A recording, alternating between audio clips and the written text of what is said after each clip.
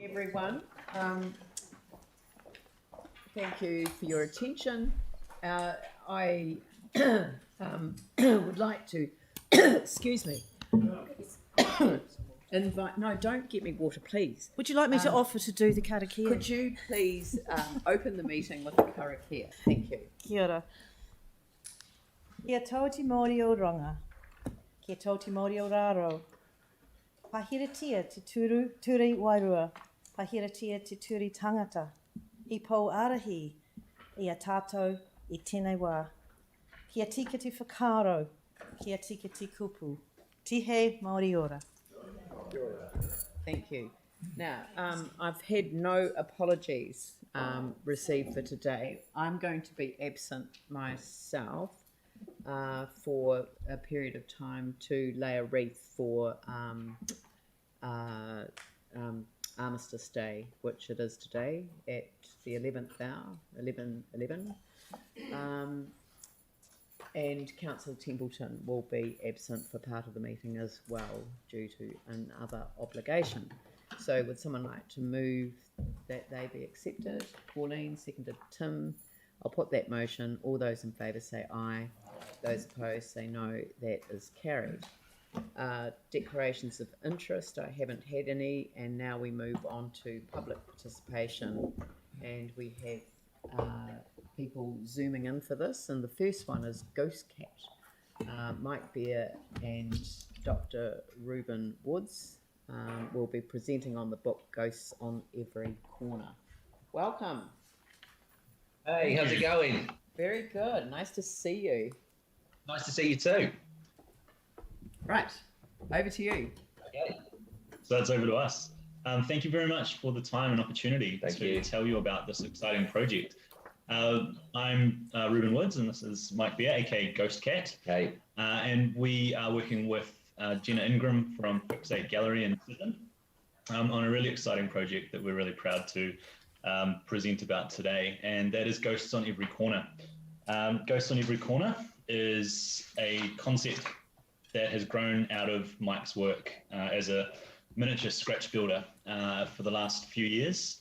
Mike has been producing these amazing miniature rebuilds of iconic parts of the city. Earlier this year, his exhibition Shadowtown at Fixate Gallery drew massive crowds, really, really great reactions. People were just fascinated with these builds, things like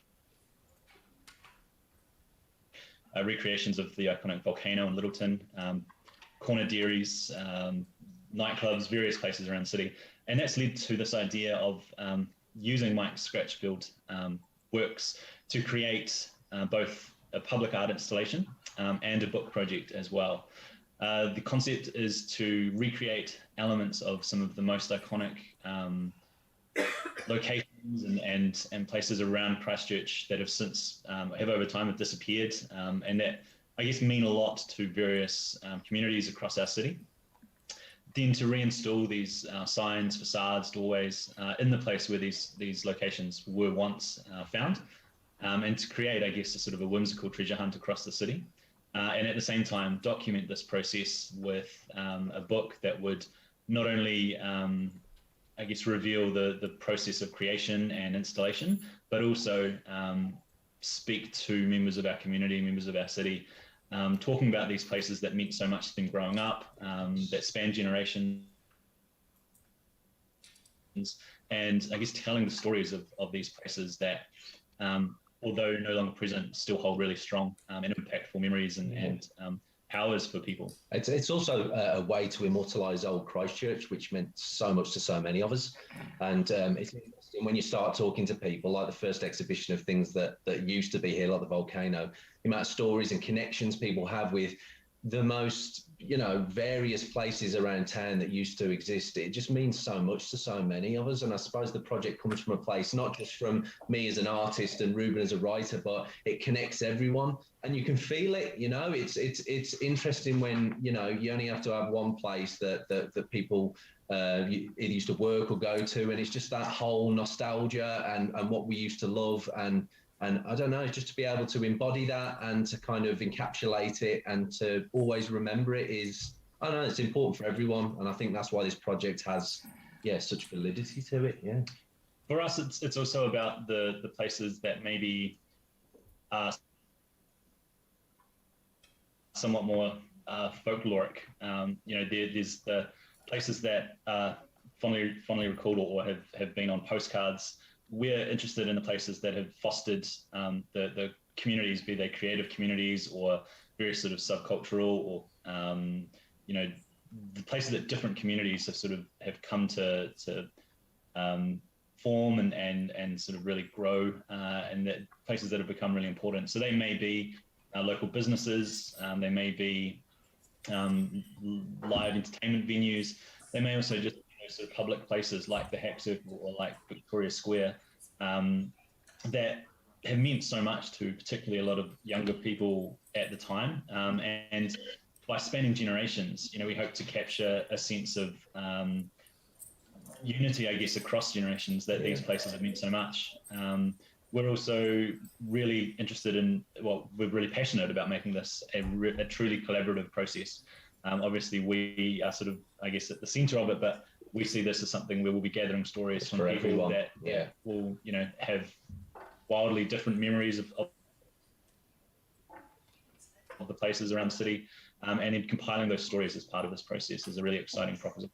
Yeah, I think also having something that, again, the book is great because it's almost like leaving a legacy behind for the next generation to see how Christchurch used to be. But I also think the idea of an installation where people can go around the city and they're in the exact location where they used to exist. I think we'd spoke to Kiri at the council, and they really love this idea, and maybe like QR coding the signs or the bills so that when you see it in its original location, you get information on it. And it's just, there's lots of aspects. It's art, it's history, it's remembering Christchurch. It embodies a lot of things, and we're really excited about it.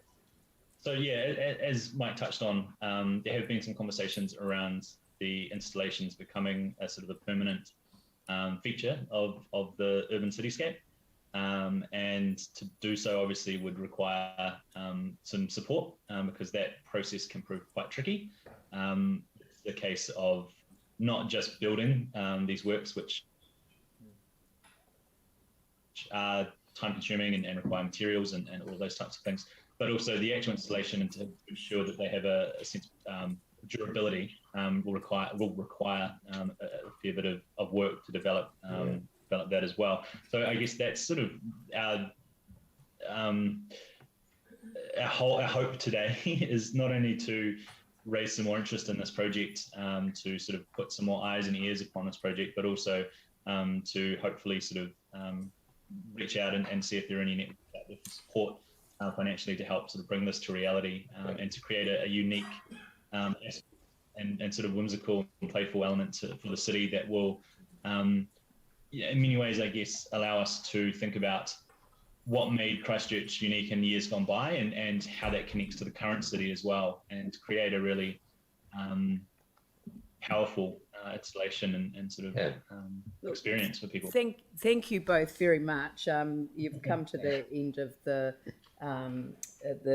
public participation time, but thank you for bringing this. I mean, it was a very good idea to do this in a public forum because it will raise greater public awareness. You're definitely talking to the right person in terms of Kitty Jardin within the council, and we look forward to hearing more about it over the next wee while. So thank you very much for your presentation this morning. Very powerful. Thank you.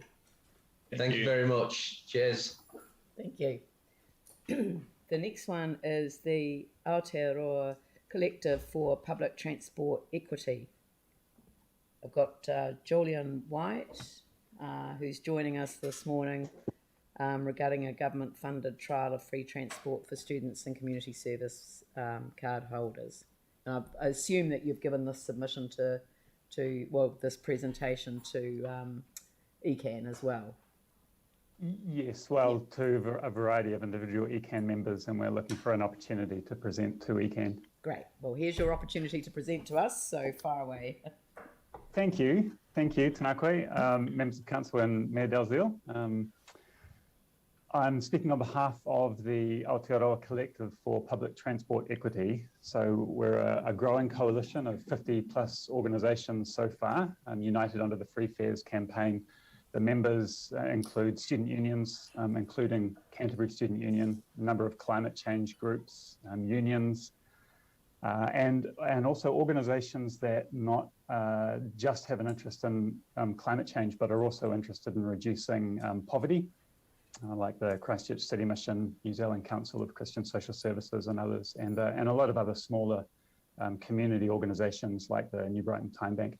As you mentioned, we're calling on the Minister of Transport to implement free public transport for 3 specific groups. We're starting with community service card holders, full and part-time tertiary students, and under 25s. We're making the ask primarily by submitting on the government's emission reduction plan, with consultation open until the 24th of November, and then directly to the Minister of Transport. 21%, I'm sure most of you will know the sorts of figures that I'm going to use, but 21% of New Zealand's emissions come from transport. And so anything that can be done to shift that load to public transport will help. And the Climate Change Commission has proposed, and the government's accepted, that public transport fare reduction is a necessary action to help them meet their emissions reduction targets. So I'm speaking to you specifically today for 2 reasons. One is because we're looking for the support of individual council members to go on a list of supportive council members to go out to media next week. And secondly, to see if there's a council member here who would support a motion to this council so that this council could vote on supporting this as well. Motions like that are already going to Wellington and Dunedin and a variety of other cities. And I believe Porirua just passed that motion this morning. So yeah, that's what we're after. Thank you very much for your time. And I look forward to hopefully speaking with you more about this when the opportunity arises. That's great. Thank you very much for your presentation this morning. That's much appreciated. Thank you. Good luck with your meeting. Thank you. The next one Sorry, is... Leanne, on the back of that, could we refer that to my committee? Oh, sure. Yep, I'm good with that. So you'd like to move that we refer this request to your committee? Urban Development and Transport. Okay. Seconder, Pauline. Any discussion? Put the motion. All those in favour say aye. Those opposed say no. That's carried. Well done. Cheers. Sure. Thank you. Done. Glass Packaging Forum. We've got Rob Langford, the Chief Executive of the Packaging Forum regarding glass bottles and jars and recyclability in Aotearoa, New Zealand. This is connected to the to obviously the notice of motion, which we're going to deal with this morning. But our standing orders don't allow for deputations on notices of motion. So we've bent the rules and enabled a public presentation and a public forum presentation instead. Thank you.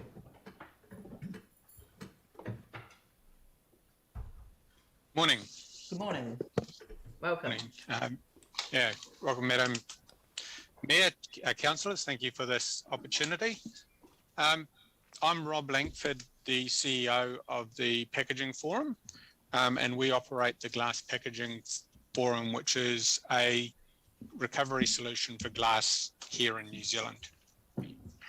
I'll jump straight into it. So as an organisation, we support the recent government's waste strategy initiative, which focuses on product stewardship for all materials. Just to clarify what product stewardship is in simple terms, it's where industry and consumers fairly contribute to the end of life costs. We also recognise that the government is investigating the potential for a CRS, and that outcome is still to be determined by the Minister. However, whether that is initiated or not, the way in which materials such as glass and plastic and others will change as a result of either the waste strategy and or the announcement of CRS. modern stewardship systems focuses on the delivery of material back to material by material. So in the case of glass, that means it focuses on getting glass back to the furnace and turned into another glass container, rather than focusing on downcycling solutions such as glass to roads. And the higher the quality of glass we can collect for New Zealand, the more glass we can get back to use in furnace. And it's important to recognise New Zealand currently has 75% glass recovered, which is an exceptional result for New Zealand. This can be improved by the focus on glass out solutions, which will drive not only our recycling rate up, but more our recovery rate up, but more importantly, our recycling rate, which means glass turned back into glass for New Zealand.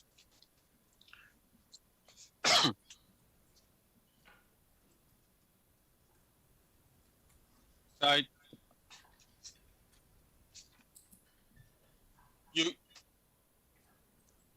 the recent last year, the Waste Mins organisation presented a report that recommended the incentive for local authorities to collect glass separately to other recycled materials, and which will improve the materials of glass accepted in curbside solution.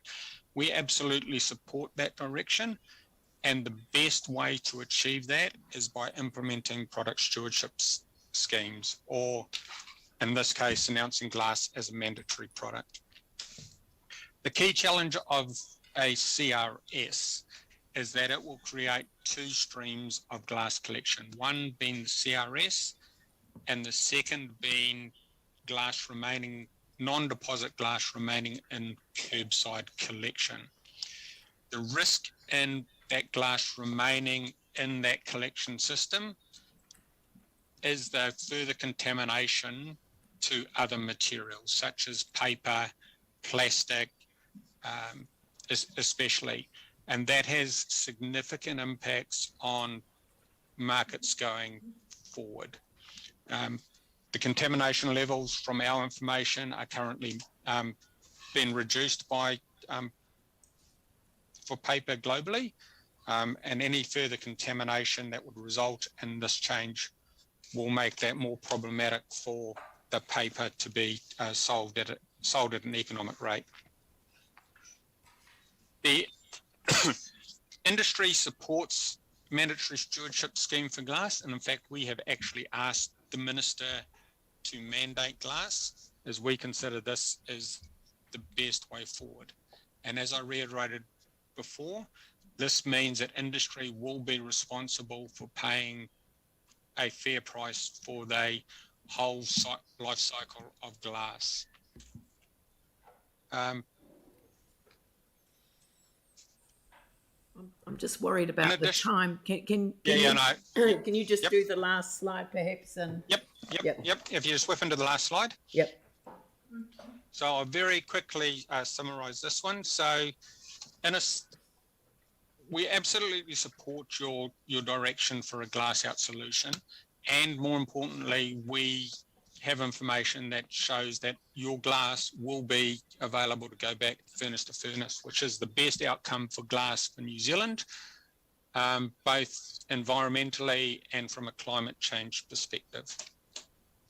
And lastly, we understand you put you have a 16.8 investment in Eco Central, and we understand that's to improve plastic and paper recovery. That's right. The removal of glass will only enhance the quality of those materials and the value to the council going forward. Yep.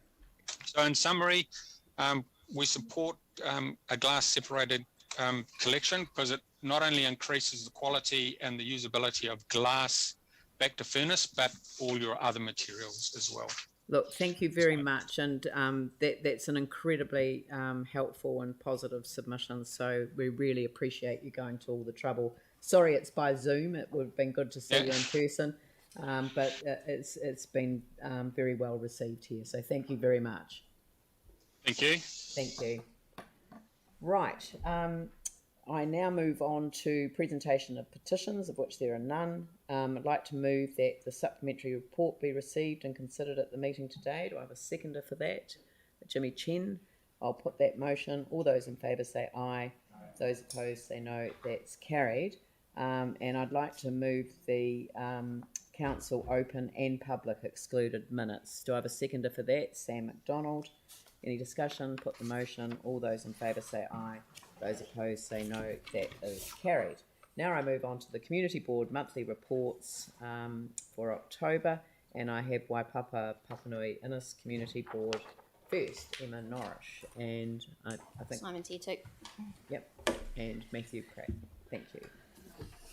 No, Simon. Simon. Oh, Simon. Simon Britton. You are Simon Britton. I am. I'll take my glasses Thank off. you. I can see you much more clearly. The Simon Britton. Yes. Kia ora koutou. Thank you for having us along this morning to give our monthly report. We'll just whiz through our slides here. First up, decisions made under delegations. We had a couple of discretionary response fund allocations there. One was to the Christchurch Football Club for remediation and repair of a water leak at Christchurch Park. And the other one I'd just like to mention is the $4,000 to Northgate Trust. That was they're upgrading their kitchen to a commercial grade, enabling it to better deliver their food reliance strategy, and also to provide them with a social enterprise income stream. So that was really good to see. Then a couple of youth development ones there. We've also got a couple of urban design things happening. Winston Avenue, just off Main North Road in Papanui Village. There's a car parking upgrade and landscaping plan that we've approved there at the request of the adjacent property owner, just looking to improve amenity and access to that building. And also some road naming and road renewal approvals. This is a really cool project happening in Shirley at the moment. The Shirley Village project is leading this one, where they've put 6 murals up already at the lower part of McFarlane Park. They went up in 2019. There's 2 more ready to go up, and then another 6 in various stages of completion. This Shirley Village project are doing really great work in the area. It's all about community-led development, which recognises the strength and knowledge that residents have, and works to build residents' sense of ownership and belief that they can create change in their communities. And another example of that in Shirley is the work they're doing on getting rid of graffiti in the area. They've been recognised as the first and only graffiti-free suburb in the city, and that's through empowering residents to use SnapSense to take it upon themselves to report it, and it's really showing through, and it's also saving the council money every year. Councillors might have seen some of these pictures on social media through Sticks Living Laboratory Trust. This is a Rongoa Māori site at just off Marshland Road, which is adjacent to the Styx River. It's a development that's been supported by the Community Board, by council staff, and implemented by what has now been formed as the Kahukura Rongoa Māori Trust, who are using this site and the area around it. All the plants in the area around it are all purposefully planted and all have healing properties, and it's a site that's being used for healing directly and for sort of cultural connection for that group as well. Open to the public. You can walk in there off Marshland Road or off Redcliffe Road. That's just another picture of the talking circles. Yep. Oh, I thought we had one. We've missed a slide, but you That's might want to right, speak. Oh, we did. We thought we had a slide in there about the consultation that opened last Friday on the slow speed neighbourhood in Shirley. That came about. We had heard concerns from the community about issues with speeding in the area, and we're looking forward to hearing what they have to say about the proposal. And our board is also looking at other areas where this may be implemented.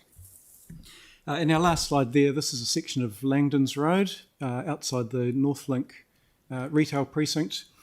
We've discussed at council before concerns in this area around traffic, pedestrian safety and other issues associated with the area, increasing commercial activity in the area and increased traffic. We have a proposal on the table now from staff for a couple of new pedestrian crossings. We're conscious we need to continue considering issues along the whole corridor of Langdons Road, but getting a couple of pedestrian islands in is seen as something that can be done quickly to make a significant increase to safety for pedestrians in the area, and there'll be a lighting upgrade along the road in association with that to also increase pedestrian safety. And further changes are still being looked at in the longer term in that area, and we're continuing to talk to staff about that. That's us. It's kind of very challenging about how that development sort of almost got away, in terms of its scale and location. But you're having to retrofit Yes. for safety. Yes. Yeah. And those pedestrian refuges, they're sort of a quick win. We know that we need to keep looking at the lights at Greers, Langdons, and also at possibly signalising the entry and exit to the development. Yeah. Yeah. Okay. Good. Yanni? Thank you for showing us the new plan for Langdons Road. Who's paying for that? Is it the developer or council? Those pedestrian refuges are council. Right. So, Sorry, mate. One of them, I'm not sure. We have to check. No, the question's been asked. We'll find out the answer and get a note back to yeah. the councillors. Yeah. Cool. Thanks. All right. Nothing else? All right. Look, thank you both very much for your presentation this morning. Next is Bridget Williams, Waimaro, Pendleton Waimari, Harewood Community Board. Excellent.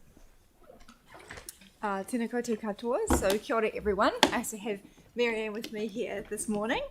So we are with the first slide, just taking you through some of the decisions that have been made under delegations. And there's a whole range from funding applications to completing a range of board submissions. And just one of the other things to note with reference to that funky cartoon is the approved for a lease for Kerry and Lou Limited to continue their creative arts residency at Mona Vale Gatehouse. So it's wonderful to have them back there again.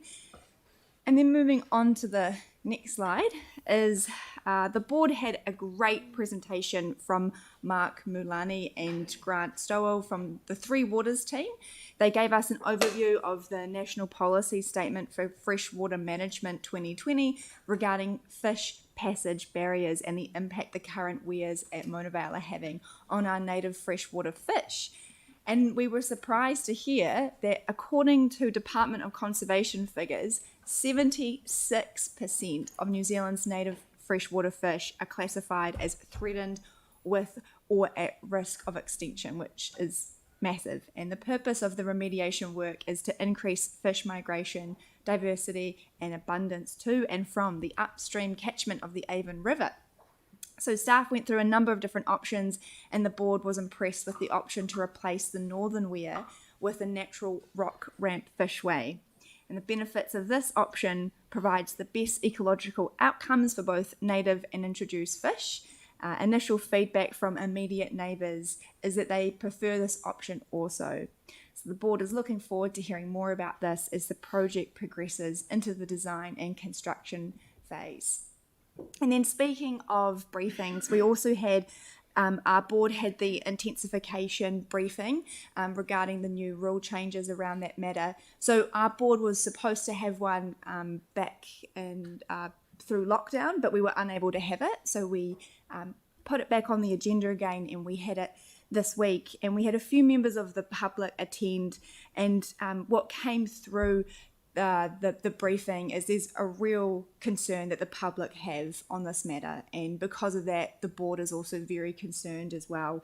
And we understand the council's submission is also concerned and empathises with the effects that this is going to have on residents, so we really support that position as well. And then moving on to our last item, FC 2011 is one of the largest football clubs in the city and receives funding support from our board along with the Papanui, Innis and Horswell Hornby Riccarton. So this club has initiated an annual tournament in memory of Tarek Omar, who was a key member of the club as both a player and coach. Sadly, Tarek was killed in the mosque attacks, and the club wanted to do something to acknowledge how important he was to their community. They held this year's tournament a couple of weekends ago at Avonhead Park, and we would like to finish today by showing you a short video from this event.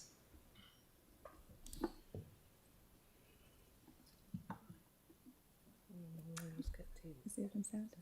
It's coming.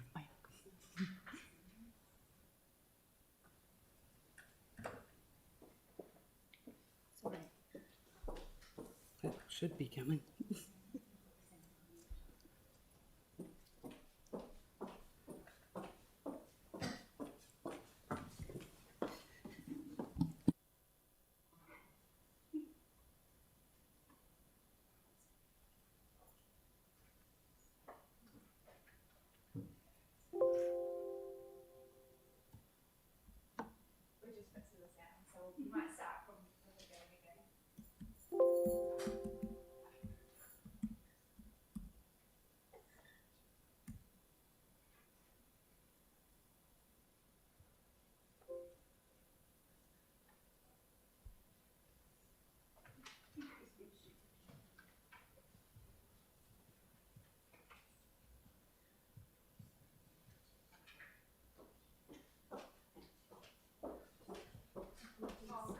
With the test.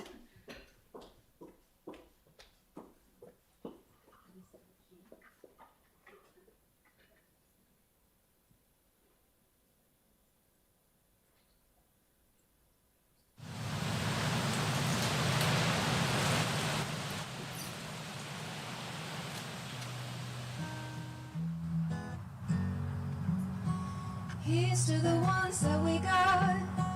Cheers to the wish you were here, but you're not. 'Cause the drinks bring back all the memories of everything we've been through. Many of you remember Tarek, a lover of football game, but most of all, a kind, gentle and humble man whose life was taken too soon. Bring back memories, bring back you.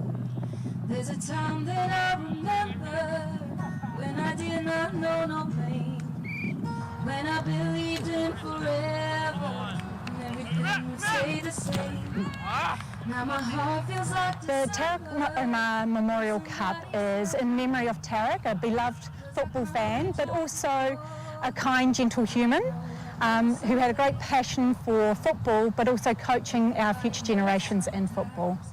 Tarek also coached a grade 9 team and also a grade 15 team. Coaches are very hard to come by, but to have someone of his calibre as a player, as a person, as a coach was absolutely amazing. And it's something that we need to celebrate and cherish. All those that are coaching, who are doing their best for the football community. So it's just really nice to give back. FC is a proud host of this tournament with the support of Tarek Omar's family.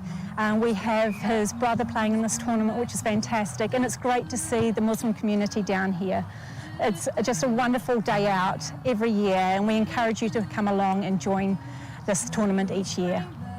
So this is just to remember him.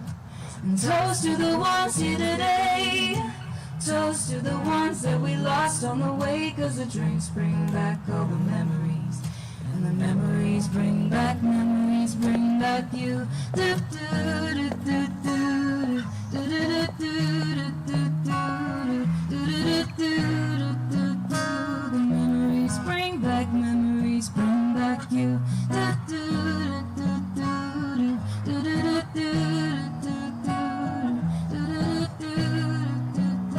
Memories bring back you.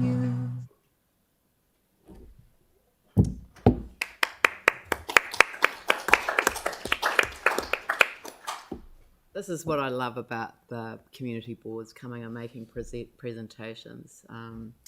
We wouldn't know about that otherwise, so thank you. That was very powerful and very moving. And also the weir in Mona Vale, I had no idea. So thank you very much for that as well. And we look forward to following that journey with you as well. Does anyone have any questions? Thank you very much. Thank you so much.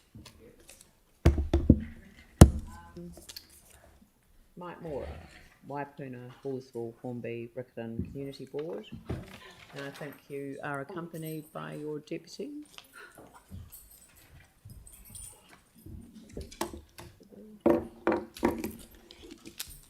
Thank you very much, Leanne and councillors. That was a great presentation. Thanks very much for that Very good. Thank you, Bridget. Okay, Helen's just arrived, so anyway, we'll just give her time to get her breath back.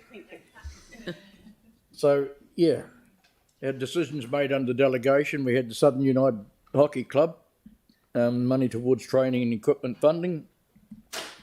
And we also always like to support youth development funds. Burnside High School, on behalf of I better not try and pronounce that, but anyway, for the spirit of adventure, which is really, really good. So we just love that the opportunity to support young people on their these exciting opportunities that life has given them.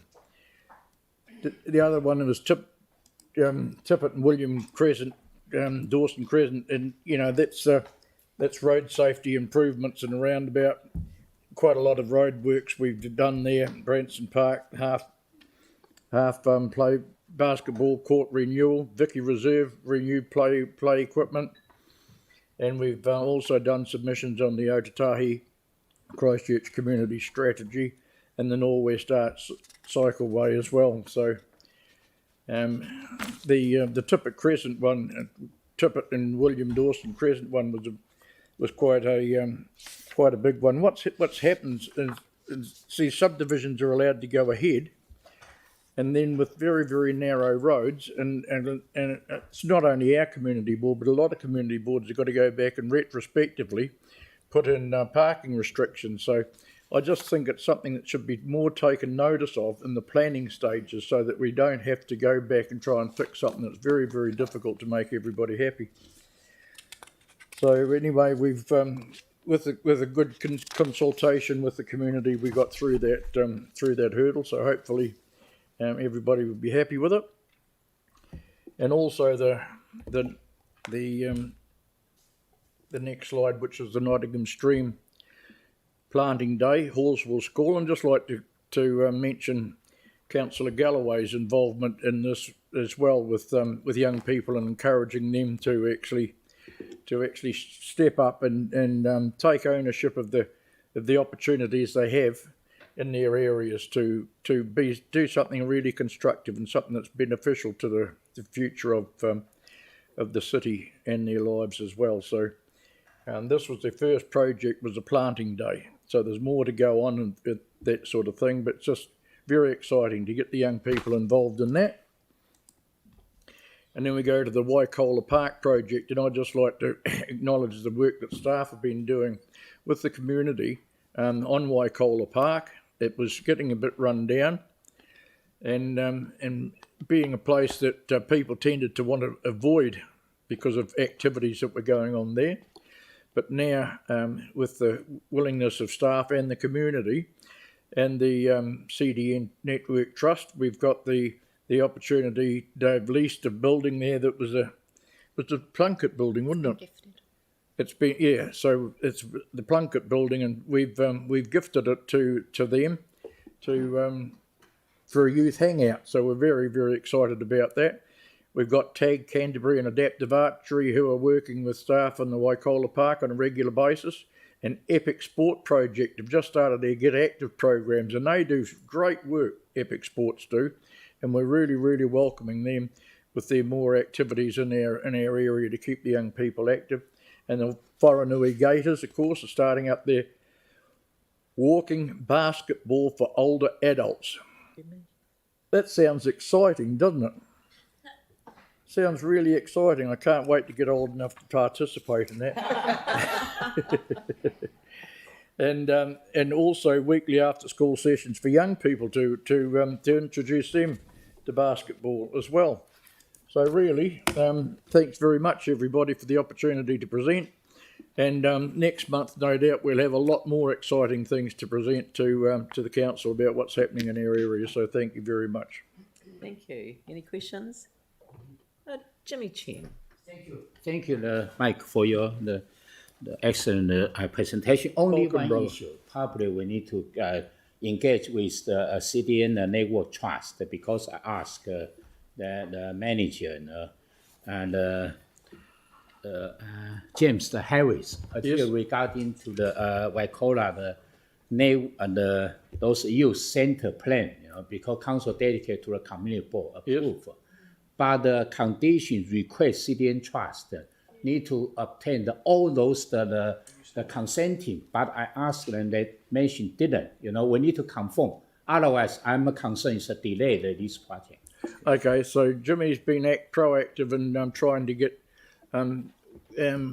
the issues of the consents for the work that's been done there and make sure everything's complying. So Jimmy's working really, really hard on trying to get some answers for that, so it doesn't sort of hold up the project. So thanks, Jimmy, for stepping forward and trying to get that sorted out. Thank you. Thank you very much. Thank you very much. Thank you.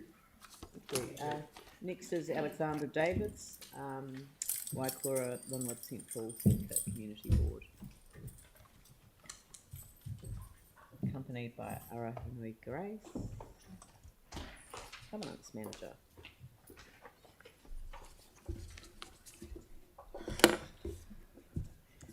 Kia ora, everybody. Thank you so much for giving us the opportunity to be with you this morning.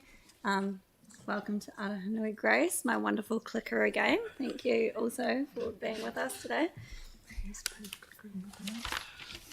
Okay, so I will take our report as read. Once again, we'll be focusing on things that are more current, that are happening within our board area. As we have discussed most of the things that are in the report last month. So our first slide today, on the 6th of October, Hayley Guglietta and Kamala Heyman addressed the board on the National Park City Charter.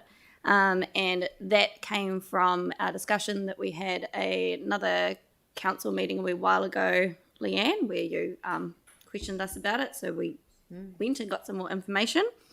And the charter obviously has objectives for working together for wellbeing, culture and walking. Hayley explained the purpose of the National Park City concept to save the existing tree canopy and to increase the city's canopy. And she commented that currently Christchurch's tree canopy is less than Wellington City. Kamala advised the board that the Press newspaper supports the National Park City concept and that group has been working with Council's biodiversity team leader. Ms. Heyman advised the Project Crimson have approximately 10,000 trees available for planting. So the board was encouraged to sign up to the charter to show the board's support. But we're actually looking as a board to see how perhaps Project Crimson can work in with Greening of the East to help us with the planting of the trees that we've obviously already got underway. So it was a really great presentation. Thank you. At a joint meeting with the Coastal Burwood Community Board, our board approved, and the other community board approved the consultation for the Estuary Edge, the Estuary Green Edge pathway. The joint boards were addressed by community groups and individuals who made the board aware of a number of issues related to specific options, and the boards are aware of the importance of preserving the international East Asian Australasian Flyway network status of Ihutai. While there are divided opinions around the actual route, the board is keen to see the pathway progressed and the 360 pathway around the city completed.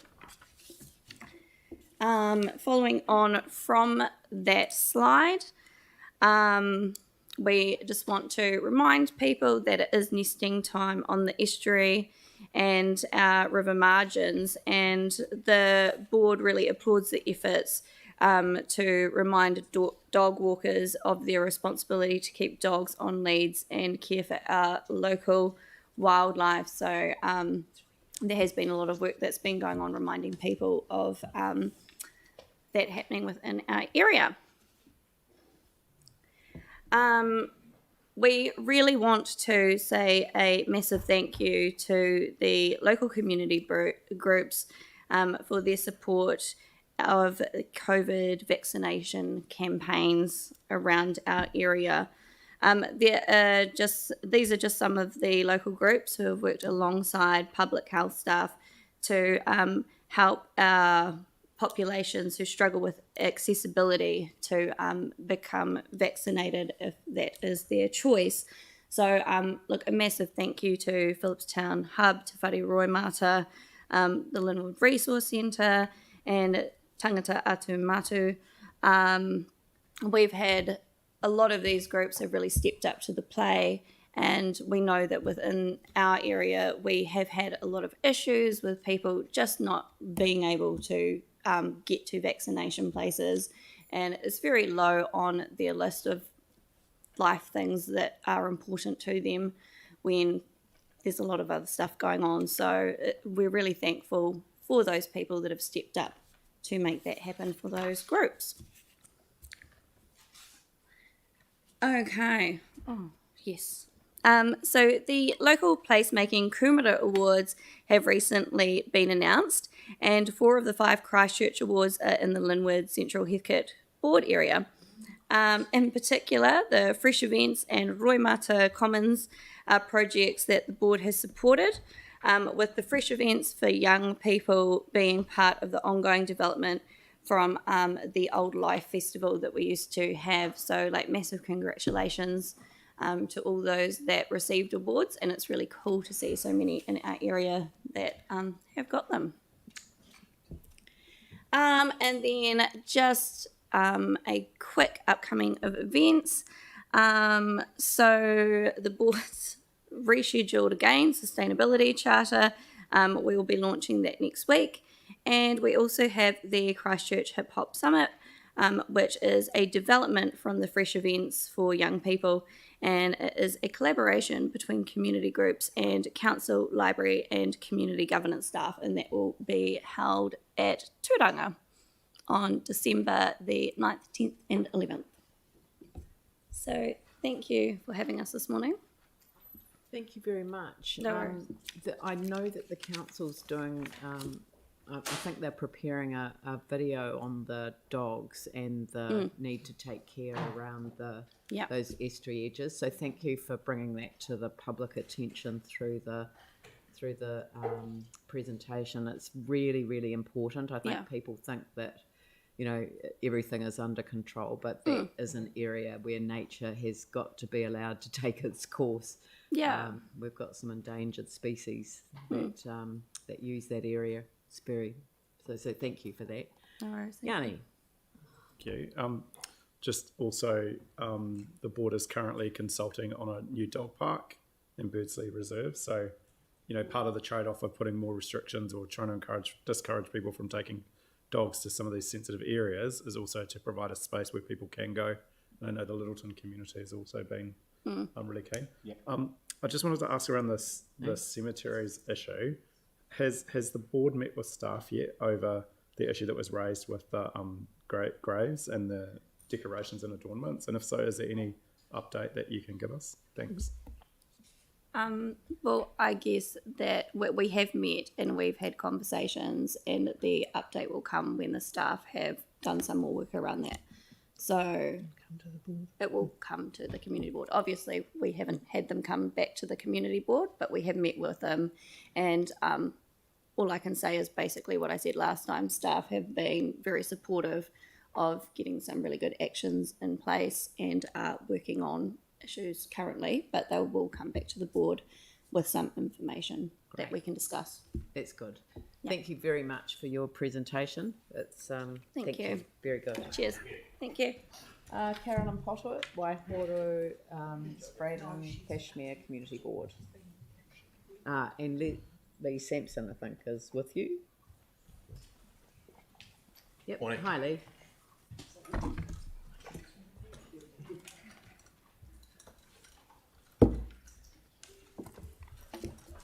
Kia ora tātou.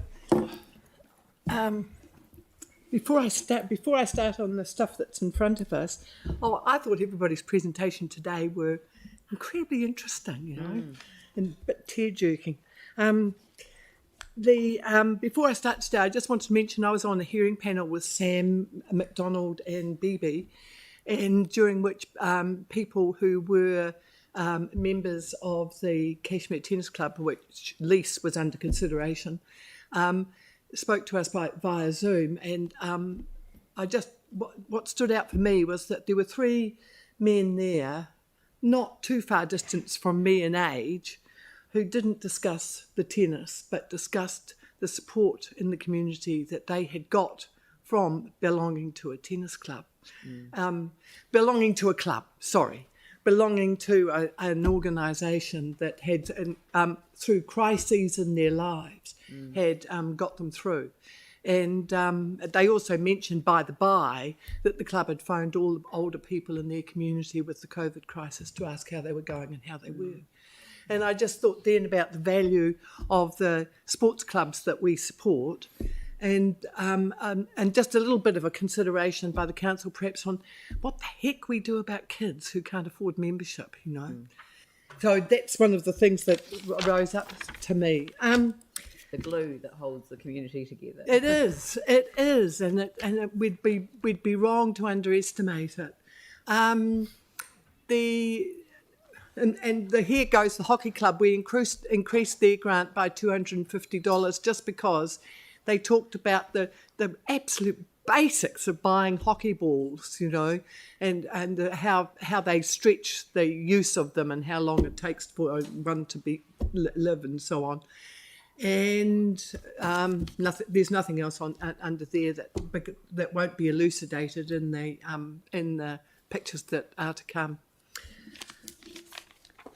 This long, I know we shouldn't really rave on about roadworks, but this gives us a free left-hand turn, which doesn't often happen in Christchurch, both ways on Kashmir Road, one into Hoonhay and one into Worsleys Road, which of course is the adventure park, and it has made it so much safer. It's striking how safe it is, particularly with the number of people that we have on bikes, and it's very much appreciated, and the work done by staff is appreciated, and the side roads will benefit from the humps that have been installed to prevent rat running. Yeah, Great. I think Joe Wells took these photos. That's our governance advisor, and these 2 guys cycling through, they were going, it feels safer, and it feels safer because it is safer. So it's, you know, so all involved. Take your accolades. Yeah, good scheme. Yeah, it is. It just the small things that make a difference to us in the community. Yeah. I'll talk to this one. This is the Innovating Streets project in Beckenham, embedded in the Beckenham Loop. This is Fisher Ave, and this is, I think, Innovating Streets is an interesting programme, but I think the great thing about it is empowers community. Here we've got Fisher Ave, where obviously the Innovating Streets team, local team, has actually worked with Men's Shed, and we've also had some free topsoil. So it's just how you empower a community, and that strengthens links with other organisations. So it's just a great project. It's had a few teething issues, but it's, I think, in balance, it's been a great scheme. So yeah. And Keir Leslie's there in attendance on the right photo. I shouldn't fail to mention that. No, he's hogging the camera all the way through. Yeah.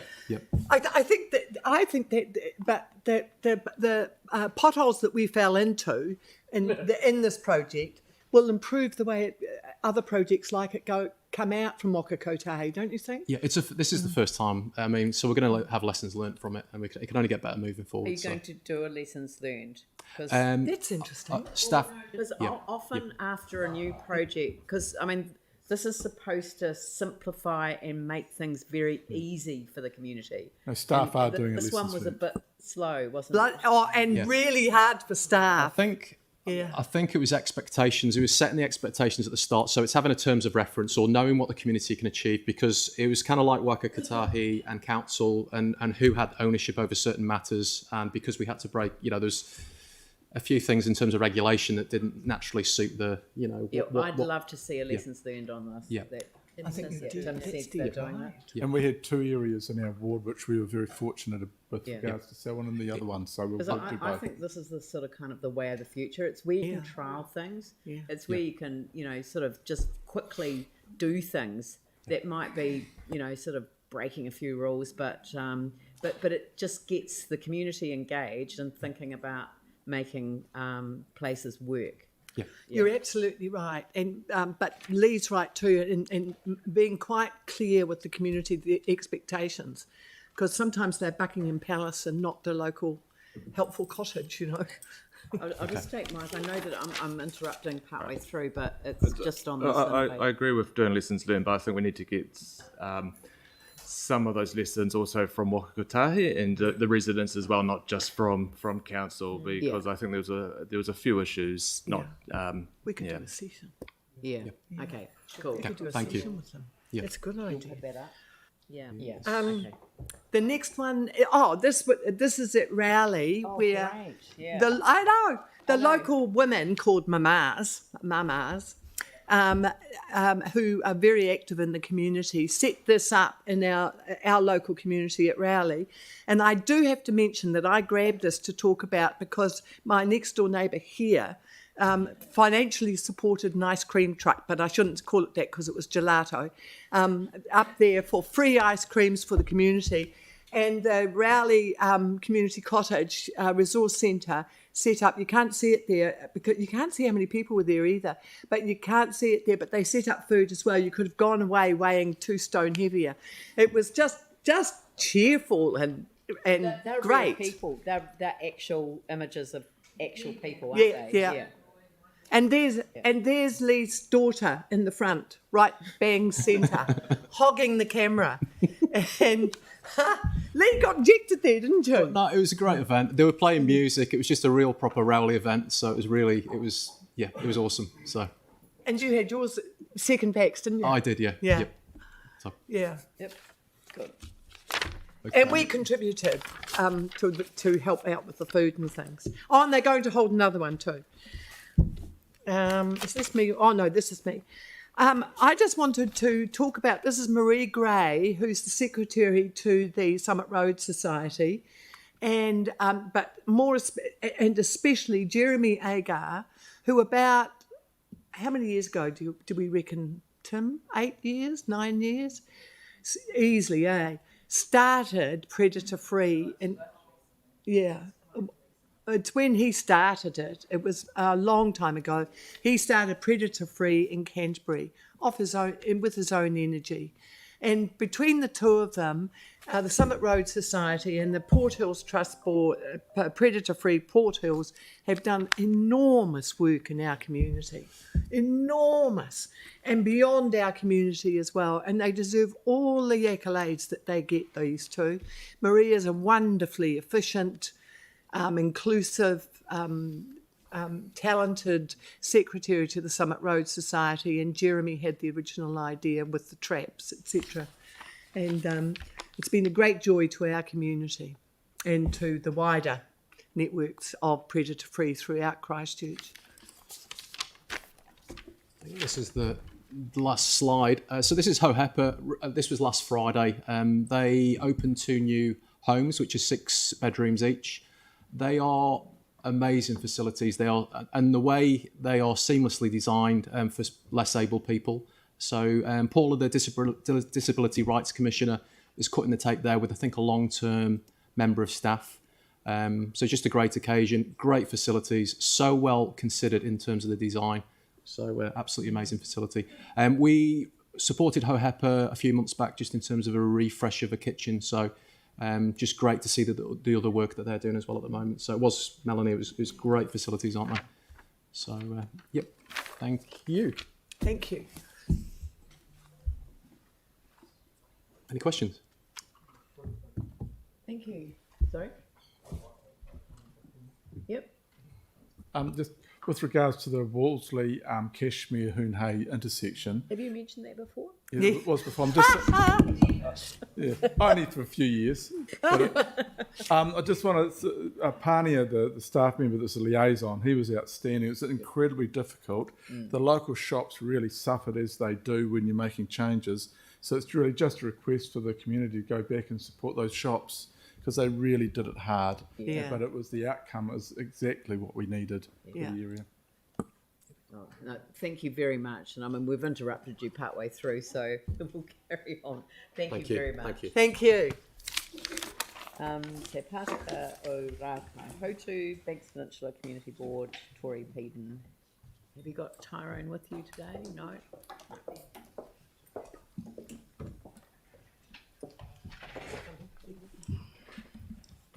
Morena. Morena. Okay, so lovely bunch of people here. So this is the board's decisions under delegation. The board has had 2 very busy meetings since the last we met, the council, and have progressed key items that will serve our community. After hearing concerns from the community regarding the lease of Steadfast property to T.S. Godley, the board left the report lie on the table until it could review the lease and memorandum of understanding to ensure all parties were in agreement going forward. We have also a high number of submissions in the Summer with Your Neighbours program, and the diversity of the events put forward for consideration. We were happy to approve additional funding in total of $3,892 in support of these community events all over the peninsula during summer, so we're all looking forward to those. The board requests staff carry out increased maintenance of the green fire break plantings in Iramau Reserve after reviewing the FENS risk report. The board's request notes that this will be through engagement with the Reserve Management Committee, its volunteers and members of the community. The board again considered the former Godley House site and options for commercial hospitality development on the startup point. After a collaborative decision with staff, we requested that the request for proposal expand the amount of recreation reserve area available on which to build and operate a hospitality business. This will help ensure more attractive propositions and allow for more substantial facility. We believe the community will be pleased with this progress and thanks staff for their engagement and time. Finally, the board have approved 5 other grants from the Discretionary Response Fund in support of some truly wonderful programs and initiatives. These range from the purchase of a defibrillator and a kayak trailer to disability modifications on the Littleton Community House Trust van and Project Littleton traffic management training. I'm delighted to share that the Little River Farmers Market opened on Sunday the 31st of October at its new site in the village area. One of our board plan priorities is to help ensure that our communities are strong, connected and foster a sense of belonging. So our board was pleased to provide a not-for-profit group with a grant for equipment and establishment costs in June 2021. The market provides wonderful opportunity for local producers, growers and artisans to make their products available to local residents and visitors. And in true community spirit, any profits from the market will be returned to the community. In a win for the community, the newly established Littleton Recreation Centre Trust partnered with LPC, Littleton Port Company, to help with the installation of basketball backboards at Littleton Rec Centre. LPC was happy to help out and, as the main sponsor, contracted Littleton Engineering to modify and re-engineer the structures and the posts. This locally led approach and willingness to work together will provide a positive change to the community, encouraging local rangatahi as well as tamariki to be more active. As you see, we've shared a quote on the slide from one of the community youth to highlight this excitement. The board would also like to thank LPC and all those who were involved in this project.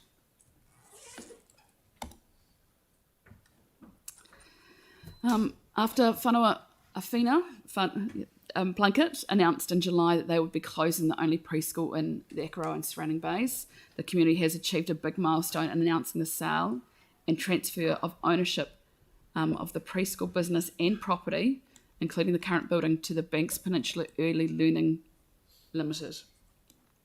The community established this company as an interim measure until an incorporated society to operate the centre as a community-based non-for-profit can be formed, and a separate charitable trust will be formed to own the building and assets on behalf of the community. The board was pleased to provide $5,000 from the discretionary response fund towards the establishment of the society and trust.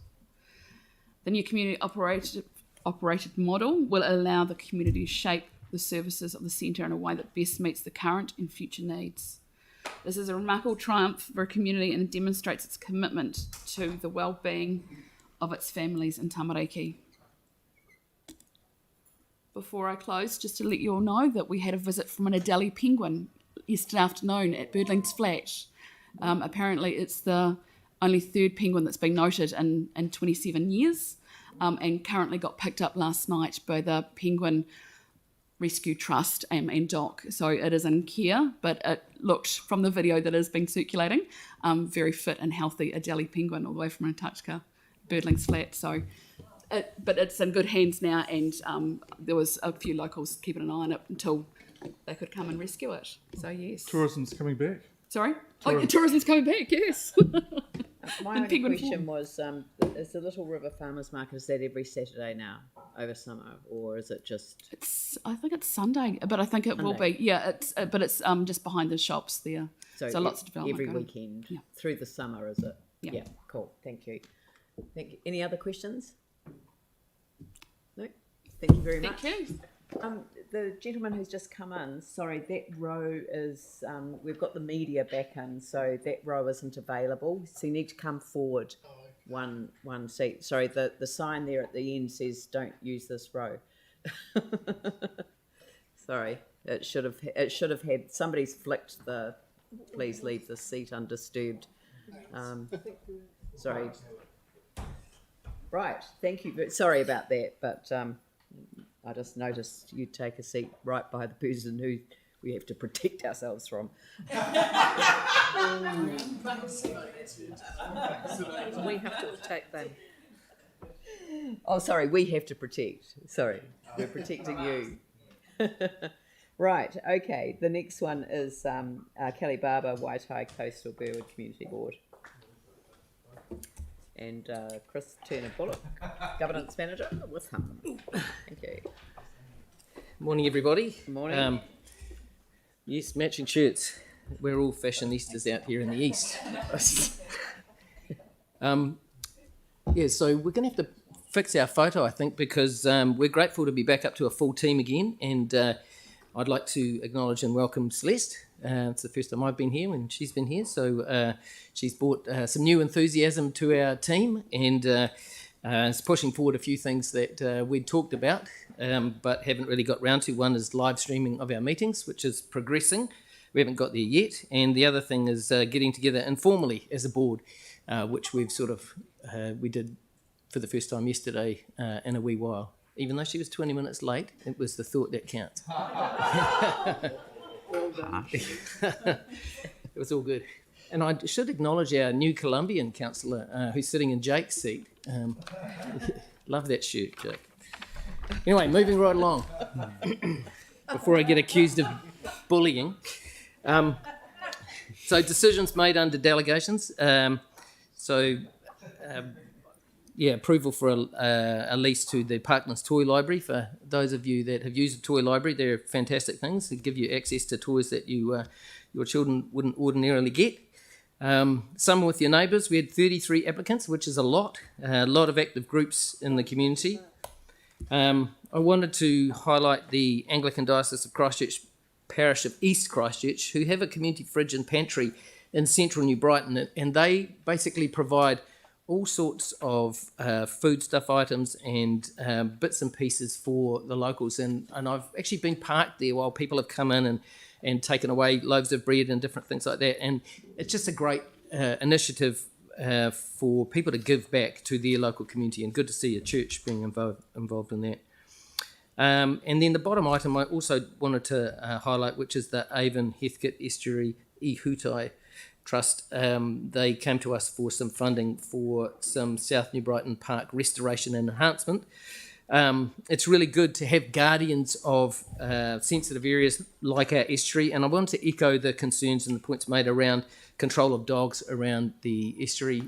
Since being appointed by council to the Avon Heathcote Ihu Tai Trust, I've sort of become a lot more aware of the importance of controlling dogs in that area. Right, so Avondale Community Gardens. So a young lad from Chisnellwood Intermediate, Jordan Wilson, is the youngest person to successfully apply to the temporary land use in Christchurch's red zone, so Te Tira Ka Hiku Hiku. So they gave him funding, and he's basically brought together a group of people to put together this garden. There's been others who have contributed. Councillor Phil Majors sponsored, I think, the building materials for these sort of little gardens. And also I want to give a shout out to City Care, who their community team's been really, really active in our area over the last few months. Maybe they've been active before, but we're seeing it a lot more. And I really appreciate their sort of contribution to this as well. It's a real case of if you build it, they will come, you know, and this young lad had an idea and he pushed it through, and it's brought together a whole lot of people. And it just shows you how one person, no matter what age or stage in life, can have an impact in their community. We applaud that. So, item 4, Choice Aranui. This is really about saving lives, and obviously with vaccination rates in the east not being as high, I think this is a fantastic initiative led by actors who are really our sort of, our fantastic example of a community organisation. So I was away this weekend, but on Saturday, the 30th of October, they made a push to get people in the area vaccinated, made it a real event, put on kai, and it was lots of fun and friendly faces. And were you there, Leanne? Could all the councillors that were there put up their hands, please? Yeah. Yeah. Yeah. So you know about this. I mean, it's really fantastic. We have to go to where people are to get these things done, and I think it's a fantastic initiative. Having been involved in health for 30 years, have an appreciation of how important getting people vaccinated is. So a wonderful example. I'm still conflicted with Actis because they've just made me their first ever patron. Yes. I had seen that. So congratulations and thank you.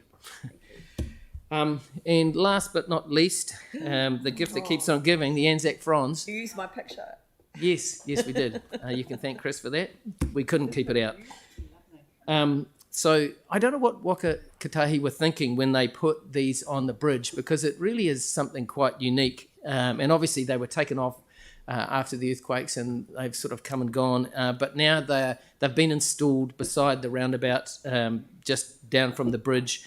And they look fantastic. We're going to have an unfurling event, which I believe the Mayor is attending. Yep. We're going to have a board meeting on site, thanks to our brilliant governance team, and we're going to swear in our new City Councillor, Celeste, and then we're going to adjourn, have a cup of tea and a bite to eat, and then we're going to reconvene down at our boardroom. So it's going to be, hopefully, if the weather plays ball, it'll be a real opportunity for us to celebrate the return of fantastic sculpture in our community. So that's about all we have. Thank you. Unless there's any questions. Are there any questions? No?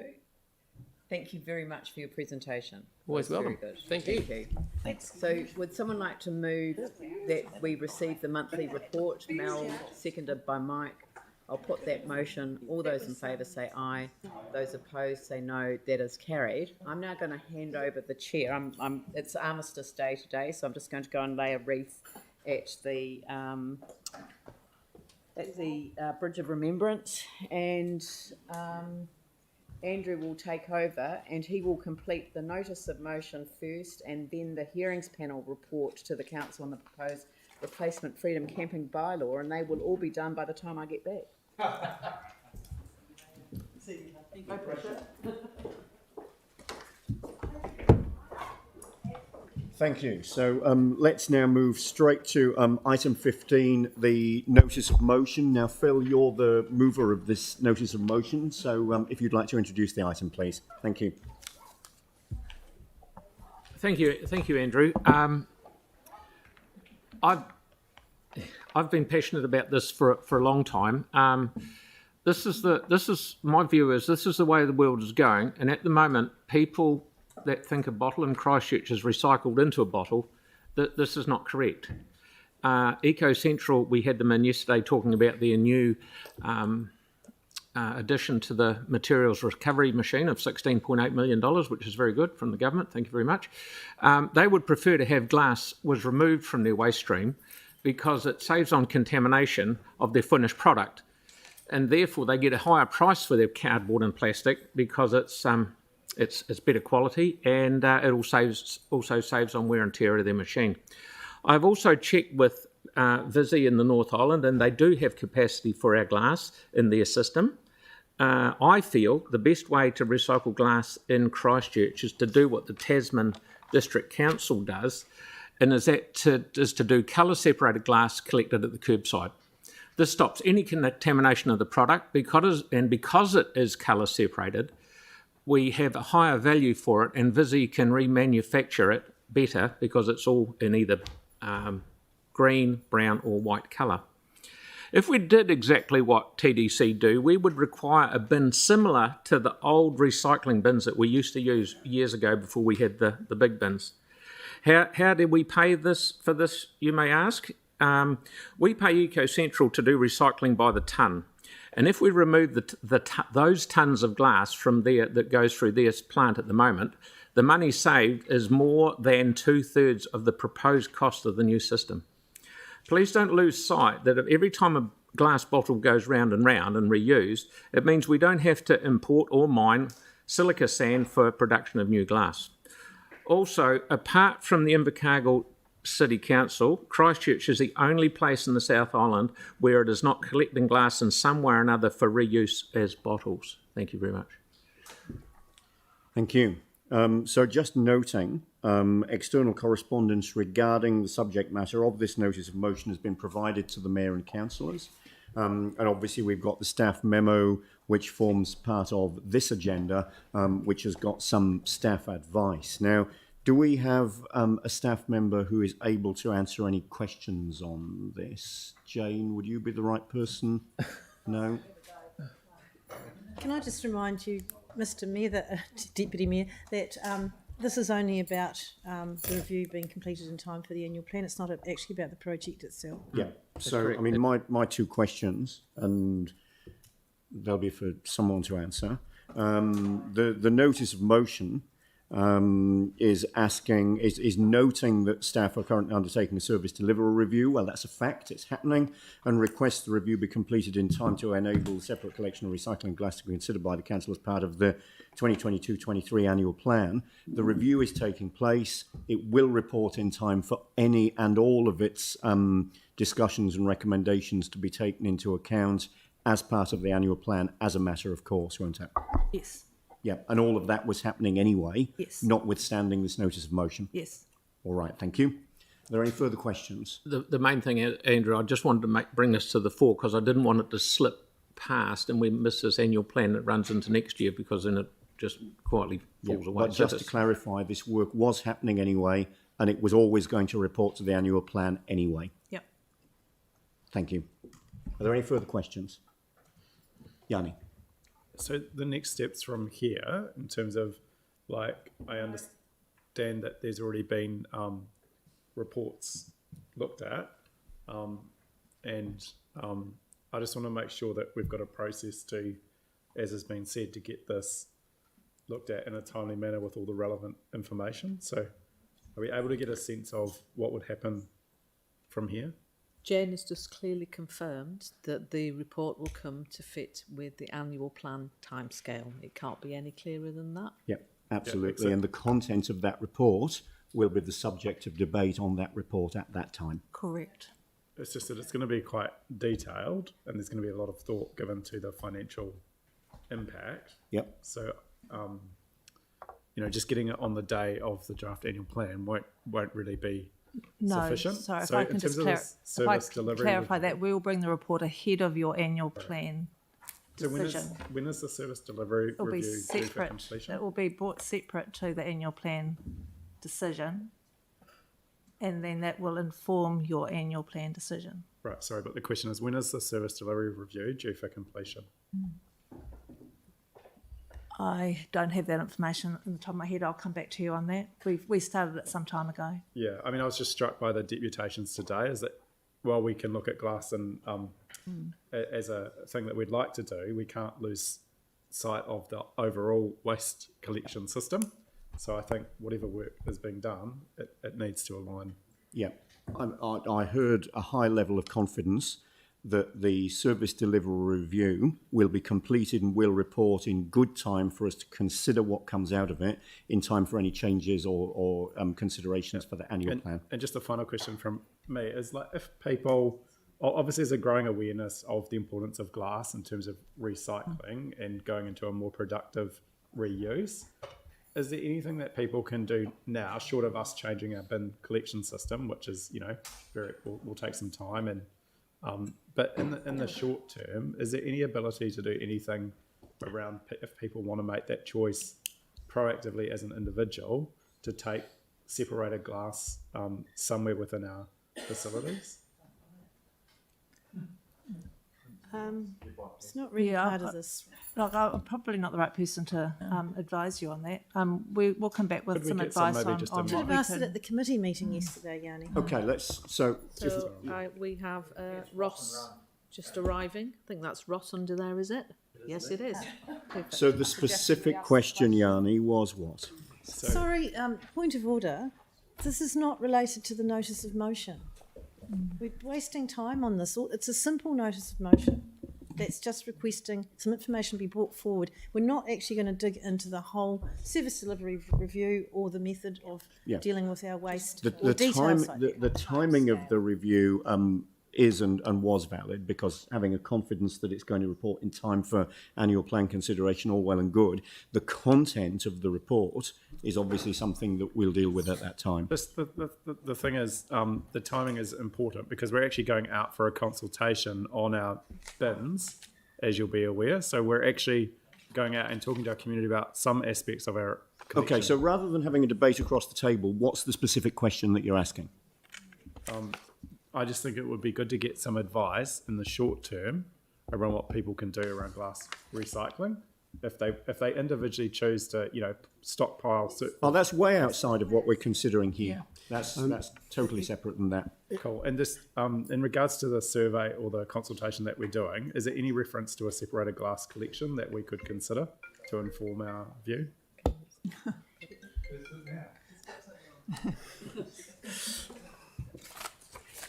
Sorry, I missed the question after all that. So my understanding is we're going out for a consultation and engagement on a number of aspects of our waste collection system. If we pass this today, is there anything that we could consider putting in that engagement that references separated glass recycling as an option? I note that there's been an informal poll on, I think, the Stuff website, which has shown something like 75 to 80% of people in favour. But obviously, we've got our own engagement and consultations we'd need to go through. So part of the part of what we're looking at is the new service review is how we deliver our services. We are taking into consideration the separation of glass at separate collection of glass. So in terms of the first part of the consultation, I'm not sure if that's actually in there at the moment, but that's something we can do. We're doing a second part consultation early next year. Ross, can you please confirm when the service review will be completed so that members are assured that it's in the timescale for the annual plan? Sure, so that's June 22. Yeah, we know that. We'll be reporting back before then. Yeah. So the specific question, obviously the annual plan's June 22.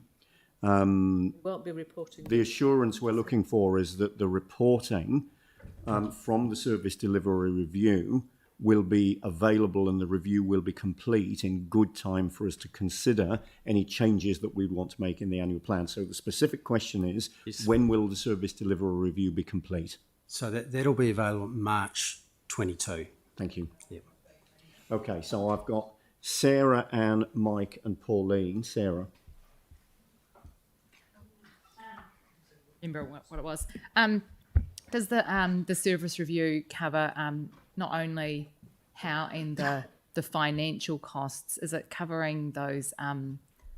Is sustainability and climate and emissions kind of factors in there as well towards our, our goals on emissions and those kind of things? Yeah, So normally a standard review is more about cost and efficiency, but does it look at how we reach our goals as a city as well? Yeah, absolutely. That forms part of that, as does our waste management minimisation plan. Have those? Yeah. They didn't used to. That's all. Yeah. Thanks. Thank you. Anne. Given that we've just heard that the review will be before we make the decision about the annual plan, I'm just wondering at the value of the notice of motion, given that this seems to be the notice of motion seems to be just saying what we're going to be doing anyway. So I'm wondering if there is value in pursuing a notice of motion that's saying the same thing, whether there is actually value in just putting a bit more pressure on and emphasising that we want this to happen. So I guess that's...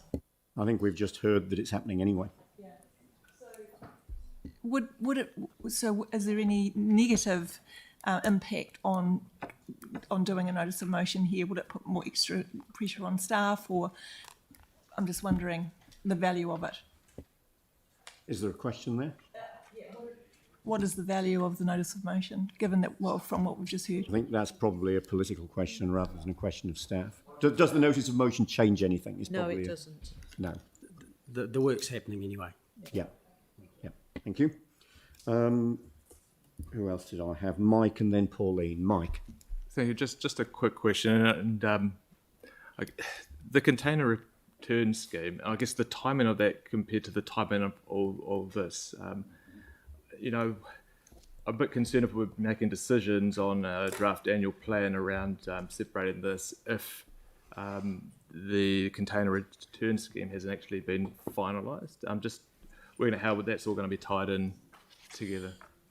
Absolutely. I've just had a response from the ministry last night saying that will be going to Cabinet for a decision around February, but that decision may be around consultation. So that'll be, we're about to circulate that round. So there may be consultation before just the final decision is made whether to proceed with that. So that'll be... Councillor, that does raise an issue with what we might be able to come back with. So while we will be reporting back, there may be some unknowns around that scheme, and so the decision making might be quite challenging for you. Yeah. Thank you. Thank you. Pauline. I was just going to debate. All right, so we'll come to debate in just a moment. Are there any further questions before we do? All right, fine. So debate, Pauline. Yeah, I was just going to remind councillors that we did quite a bit of work. Oh, sorry, before we start, we need so we've got Phil moving It's already moved, and Aaron seconding, so it's already... All right, so I'm advised, Phil, that you should open the debate as the mover, and then I'll come to you to close the debate at the end, so... He's already done this. No, I'm happy with what I've said so far. I'll come to you at the end in case you want to say anything further. Pauline. Yeah, thanks. Look, yeah, I'm happy with this. It's our committee, my committee, well now me and Phil's did a lot of work on this last year, and we do have a report that's come back to council. And one of the recommendations was to consider glass-out options as part of the service delivery review of solid waste and resource recovery, which is happening. And this is simply asking or ensuring that information around the glass-out component of that comes back to us in time for us to make any considerations in the annual plan. So I'm happy with this. It's perfectly harmless. As Councillor Galloway reminded us, it's happening anyway, but I don't see any harm in highlighting it and keeping the foot on the pedal. So I'll support this today. Any further debate before I... Anne? Sorry, just listening to the wise advice from my esteemed colleague Pauline Cotter. I'm happy to support...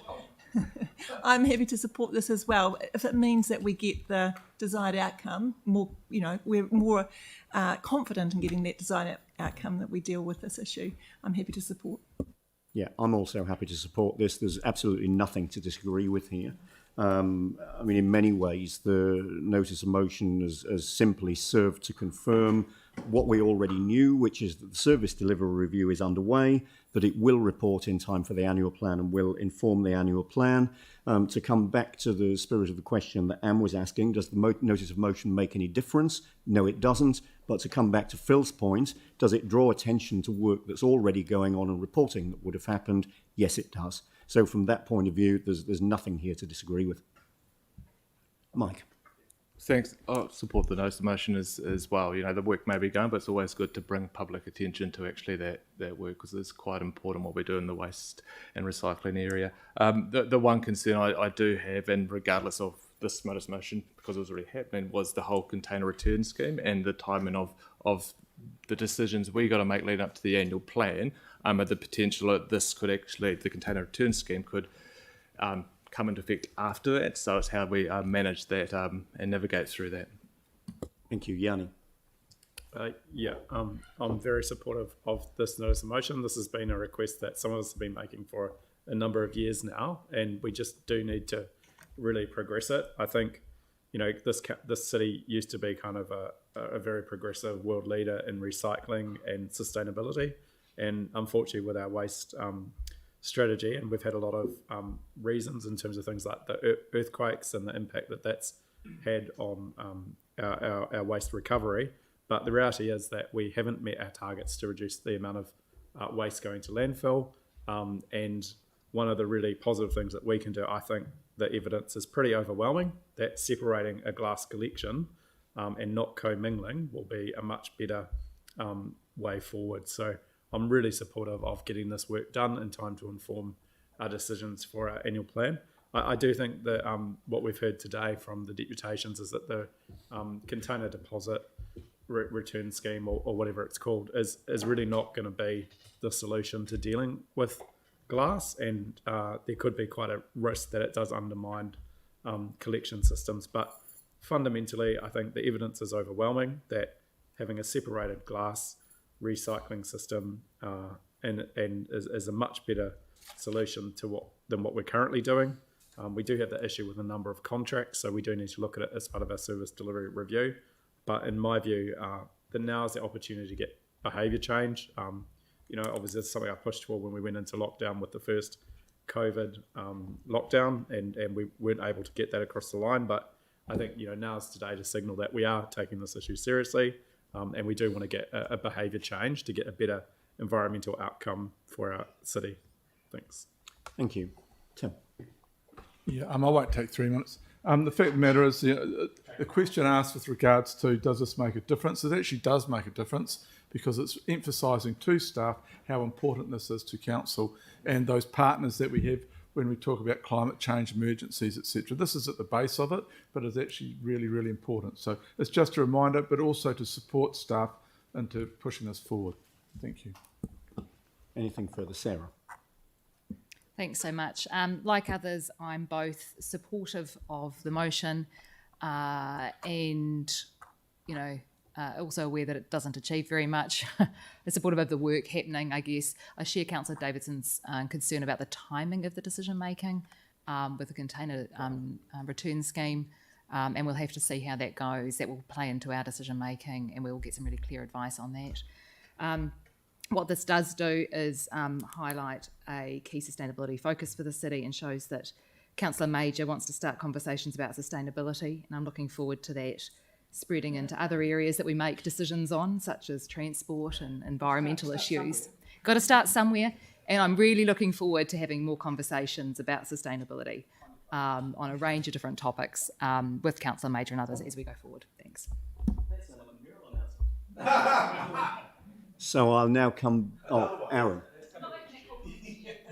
Okay, Aaron. Yeah, I was, after many conversations with Phil, was more than happy to support Phil on this notice of motion. It's almost sad that you can't have a three-way with a notice of motion, because I'm sure Yanni would have liked to have been in there. Sounds like a John Key moment.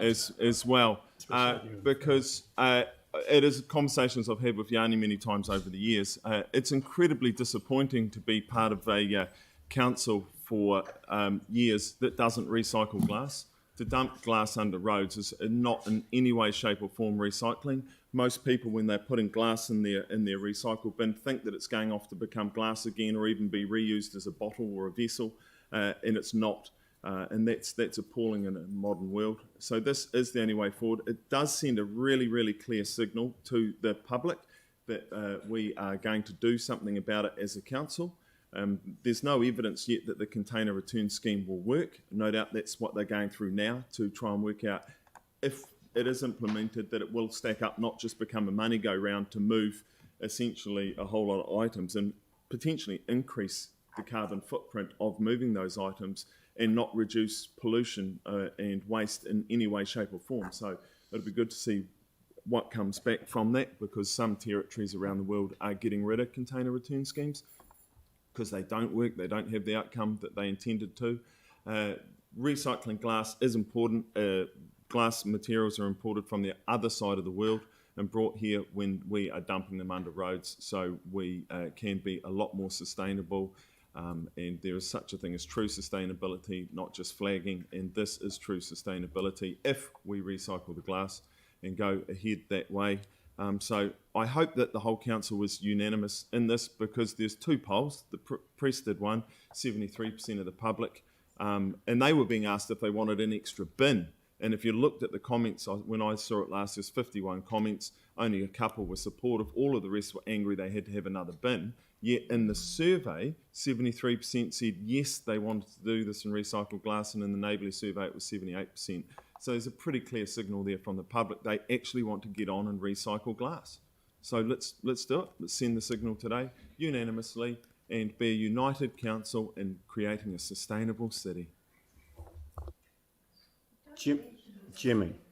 Thank you, Chair. Yes, I also support this one, because today we listened to the submission, and also we're all aware that actually council we adopt and approve the 2020 the Christchurch the waste the minimization and the management plan. Actually, it's the separate those the glass, the recycling actually reduce the carbon emission, and also it's totally compliant, consistent with our the vision. That's a circular economy. But here I agree with the Mike, because particularly in here we are all aware CRS container return scheme, when will be implemented, based on the staff that mentioned earlier. Possibly in capital will make decision in the February, but when will be the take effect, we don't know. But at least this one will be one of the action, and the staff will bring to the draft the annual plan. So that's why I totally support this principle. Thank you. Thank you. So Phil, I'll come back to you if you want to close the debate. Thank you very much, guys. Just with the container return scheme, if we do this properly, it won't be needed, because with the container return scheme, there will be still lazy buggers like me who will throw their bottles in the recycling bin. If it doesn't go in a proper glass bin, I will still do that. I won't take them down the road and put them where they belong for container return scheme. And is it, say, Coke bottles, beer bottles, whatever, but where do you stop? Will jam jars and wine bottles and stuff like that become part of it? I don't know. So I think if we do this properly, like Tasman do it very, very well, and Timaru are coming on board to do separate glass collection, if we do it properly, CRS won't be needed. So thanks very much. So I'll put the motion. All those in favour say aye. Aye. Against? That's carried. Thank you very much. So that got us through the notice of motion, but it hasn't got us through Freedom Camping. But we will break for morning tea now, come back to Freedom Camping later in the agenda. So I'll now adjourn the meeting until 11:30. We've got people here with deputations at 11:30, so can I please request that we're back here convened ready to hear those deputations. Thank you.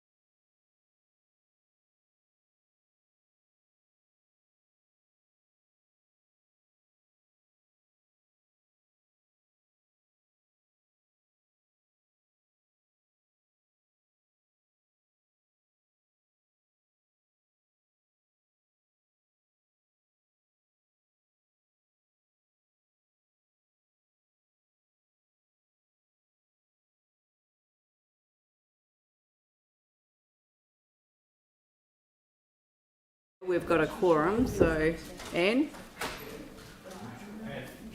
And with you here, we've got a quorum, so we'll get the meeting back underway. Thank you very much for that, and we're going to start our deputations by appointment. We recommend 11:30, so do. It is 11:30. Okay, cool. Isn't it? 1 minute. Oh. Sorry. You've got when it's 11:30 we'll start. So do you want to come forward and sit at the end of the table? Who? The councillors are not out there. Can you come to the end of the table so that we can start at 11:30? Who?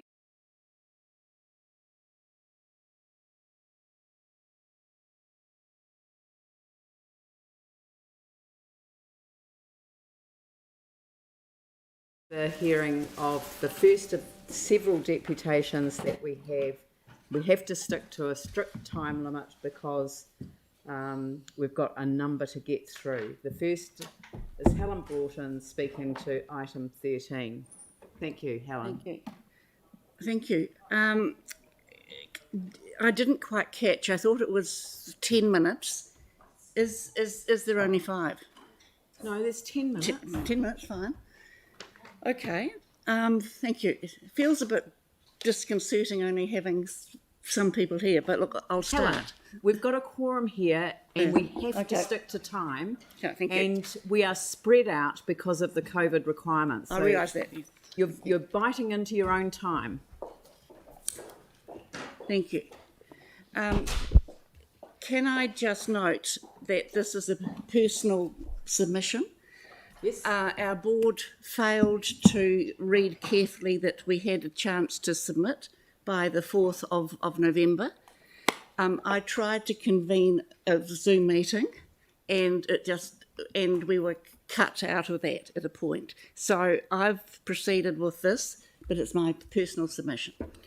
I'm going to say something that possibly is difficult. This is the most outrageous planning legislation I've seen in my 25 years involvement in local government with a particular focus on planning.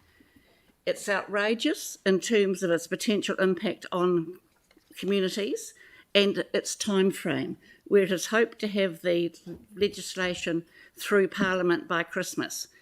People are not fully aware of what's happening and the likely impact on their communities. So I'm making a suggestion that council expresses its sense of outrage, or a softer word if you wish, in your submission. And it appears oral submissions will be heard and council request permission to speak. Number 2, there's no reason for Christchurch being a Tier 1 city if Tier 1 is defined as having a shortage of land supply. It's not. I refer to the 30-page submission, and I've got it here, that council made to central government in October or February 2020. Who's that? That's mine, I think, on the proposed national policy standards on urban development. Could you turn it off, please? It's gone, thank you. Sorry, I'm referring to a lengthy submission you made, and in it you state that Christchurch City does not have a housing capacity issue. The Greater Christchurch Urban Development and Christchurch District Plan provide for sufficient housing for at least 30 years at current rates of uptake. The council does not agree with the apparent underlying assumption in the proposed NPSUD that housing is unaffordable because the planning system is overly restrictive, preventing the market from supplying affordable land. So those are just snippets taken from your earlier submission. And after the approval of the National Standards on Urban Development, August 2020, I phoned the public servant responsible for moving these through Parliament to ask him why government had included Christchurch as a Tier 1 city. And the answer was that we were the largest city in the South Island. So he wasn't saying we had a land supply problem. Now, I'm not as versed as you people are as whether there's been a land supply issue since, but in February 2020, the statements I've made were what Christchurch City was saying to, in fact, central government. C, the area south of Riccarton Road has been zoned medium density for over 20 years. This has not been a success. We are exposing other areas to this density and consequent difficulties. And can I say that our medium density plan projects households at 30 households per hectare. We're currently running at 75 households per hectare. So we're going far beyond what the plan thought we would have. Technical issues may allow more intense development higher than 3 stories.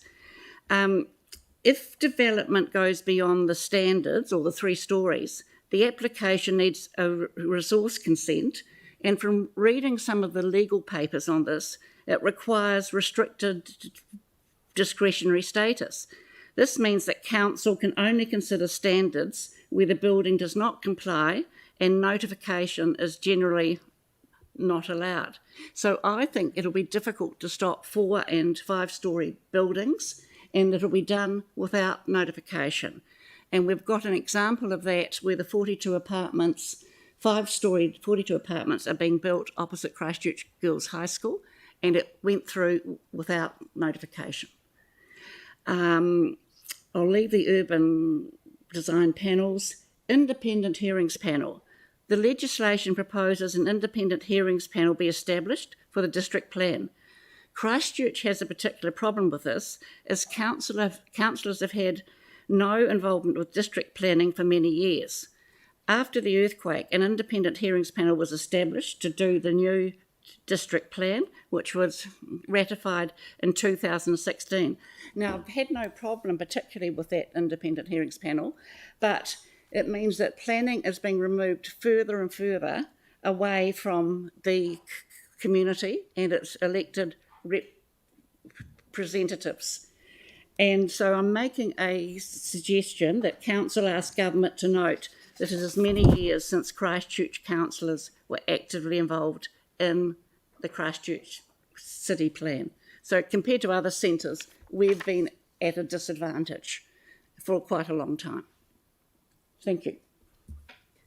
Thank you. Do we have any questions? Anne? Okay. Thanks, Helen. You didn't. You sort of skimmed over the design panel, but I'm sorry about that. That's right. No, it's not good enough. Can you switch it off? Sorry, oh, it's gone. You Sam, said stop rigging it. Just joking. That's all right.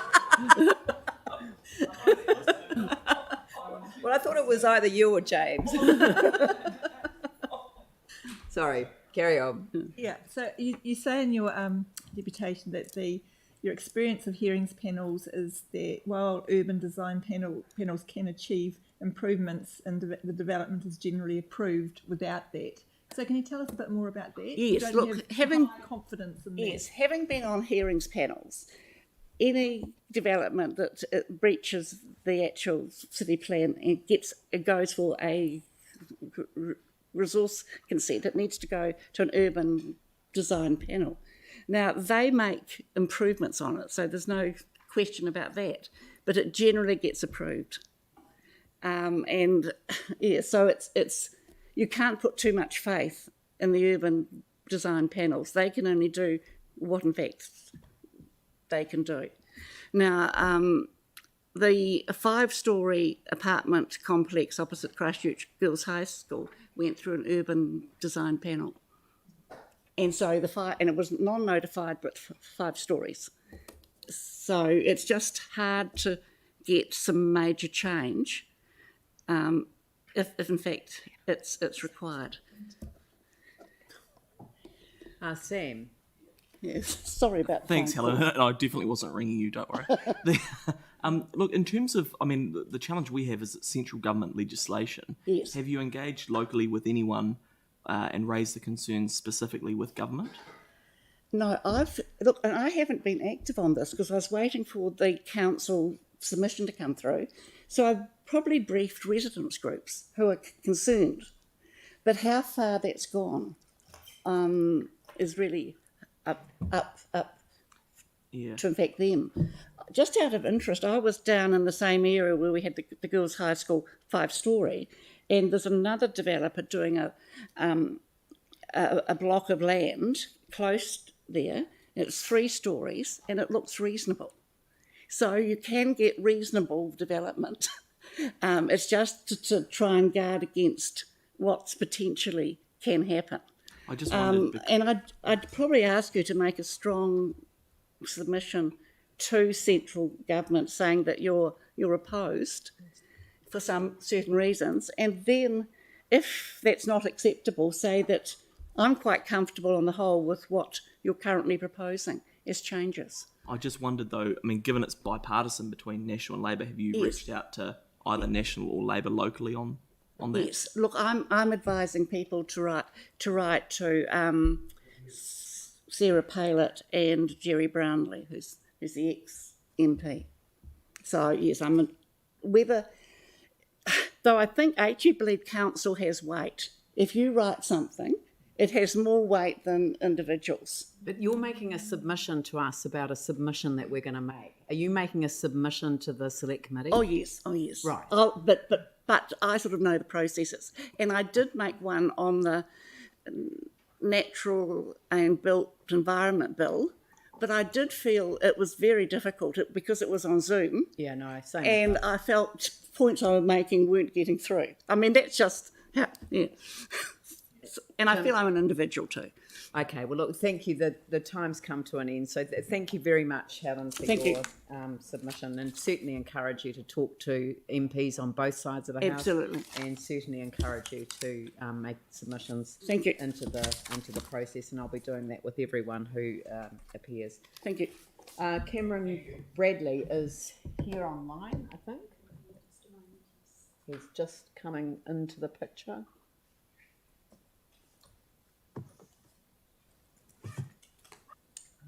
Are you there, Cameron? He's got his microphone muted. I am. Good morning. Can you turn your camera on? Good. No, you're not the packaging forum. You're Cameron, right? Welcome. You've got 10 minutes, so thank you very much. Thank you. I sent through some slides.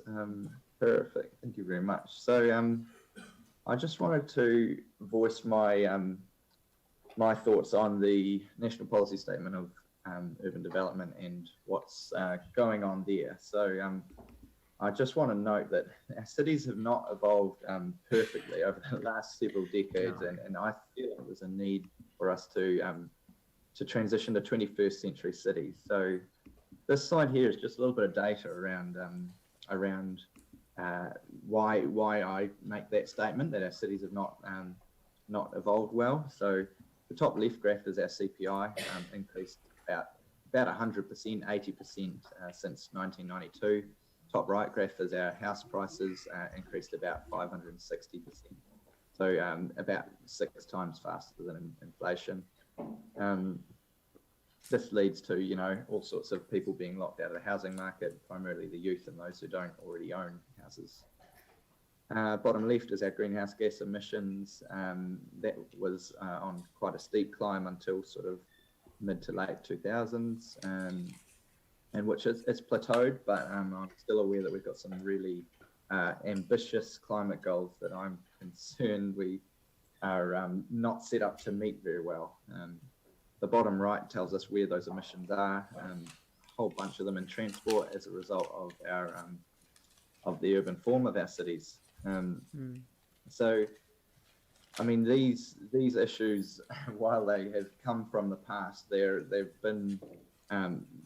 come from a result of all sorts of people, making decisions, yourselves and people in your shoes before you, regional councils, governments, as well as the private market and things like that.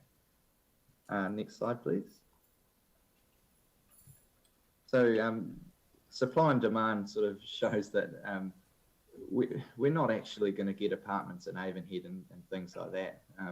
The demand will be where public transport is, where workplaces are, shops, education. So I think it's just important to note that actually while this frees up the market, it doesn't actually, you know, it's not going to have significant impacts out in the suburbs. Putting conditions on supply means it's harder to reach the sweet spot in the middle of where supply equals demand. And seeing as we have a massive imbalance in supply and demand, indicated by our really high prices, it just shows that we need to remove some of those barriers to supply, such as what the National Policy Statement does. And I feel like that's, I understand some of the concerns that have been raised around, well, this has been forced upon councils and things like that, but I also feel like it's been forced upon the government to force it upon councils, because we haven't dealt with these issues as a city, and we haven't created the right amount of supply and demand and things like that. Even more amplified in Auckland and places like that. Next slide, please.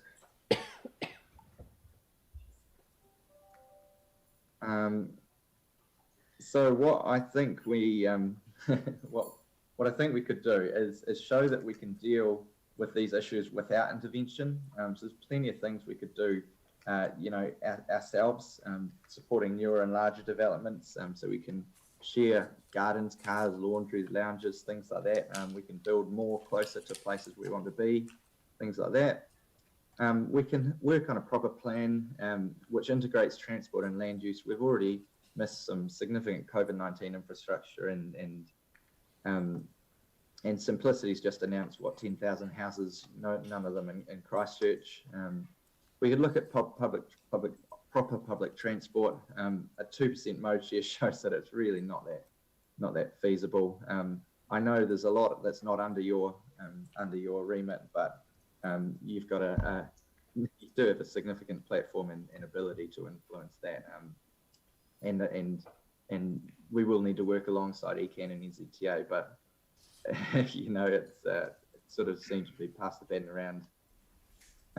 We can back the city however we can. Project 8011, chuck it on steroids and stop it worrying about offending suburbanites. You know, the whole point of making the city centre more competitive is to pull people back in there, and there's going to need to be some offence in there a little bit. And one idea I really like is getting Canterbury University moved into the city. One of the potential risks with this legislation is that Ilam is an area of high, cheap housing demand, indicated by students and low incomes and things like that. So I feel like if that demand was removed from there and put into the city, there'd be quite a different market there. Yeah, next slide, please. And so I just think we need to be thinking about our grandchildren when making these decisions. As you know, at the moment we seem to make decisions for now and for tomorrow, but they have these significant consequences down the line, such as a, you know, largely unaffordable housing market and things, and carbon emissions through the roof and things like that. Next slide, please. So past councils, I just want to indicate that you guys make up a lot of the past councils. You know, 10 of you were on there last year, 7 the year last term, 7 the term before, 4 the term before, and Yanni, you seem to be the longest. Oh, and I don't have you on there, sorry, Leanne. But, I don't count. but you know, there's a lot of history in there, and a lot of you will be around for another few terms, hopefully, and so just it's you know, while the next election is important, we do need to remember that we're passing it on to councils several years down the track, and these decisions do impact through there. And last slide, please. So I just want to indicate this is our population. So on the right pie, you've got this little blue part here. This is the people like myself who will get out and submit. These people have to be honest, a little bit more time, maybe willpower to submit to you guys, and it's quite a small proportion of the population. You've got the yellow chunk outside it, people who will vote every 3 years but may not get involved in your day-to-day matters. But then that actually only makes up some smallish proportion of the total pie of the people that are involved in Christchurch. You've got this big portion on the left, the orange, people who don't vote. So only 40% of people voted. So there's about another 60% of people who aren't even voting there, that we still need to be thinking about, I feel. The blue pie down the bottom, about 20% of our population is under 18 and can't vote yet. And then there's this grey chunk up top with a question mark on it. And that's kind of where that's kind of our future generations, people who haven't been born yet. And then as well as that, there's people who we want hopefully to immigrate here, and we can make that chunk, I suppose, as big as we like. And that's where I see a little bit of opportunity as well, is we don't actually need to densify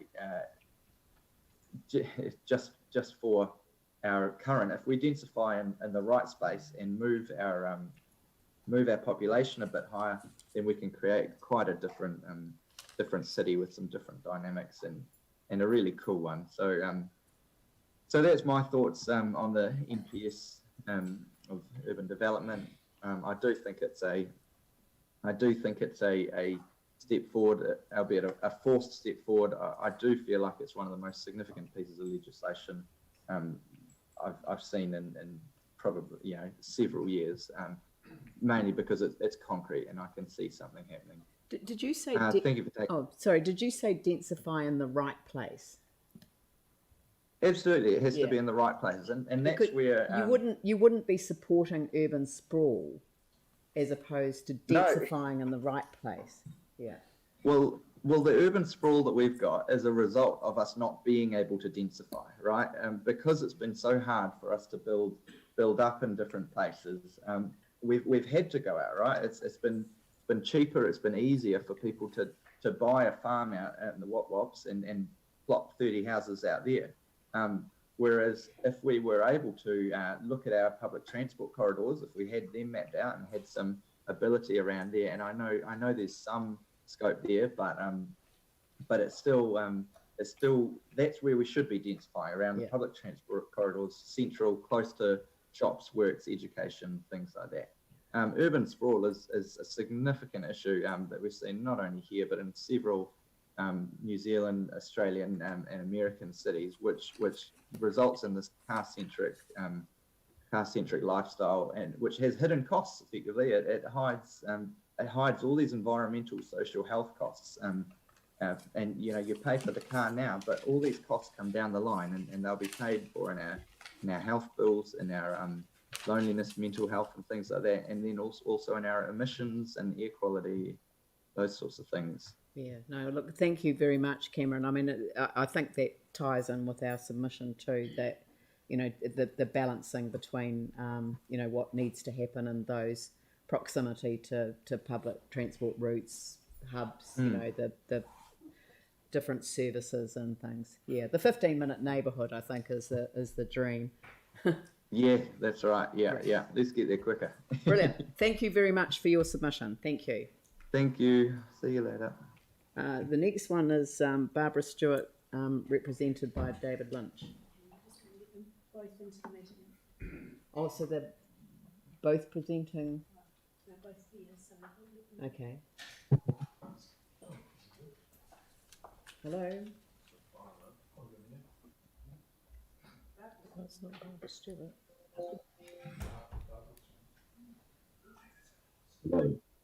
Hello. David, you're representing Barbara Stewart today? No, Barbara is coming. We've had a few technical issues here. I do apologise. Just if you can bear with me, I'll just get her very quickly. Does she know he's in her house?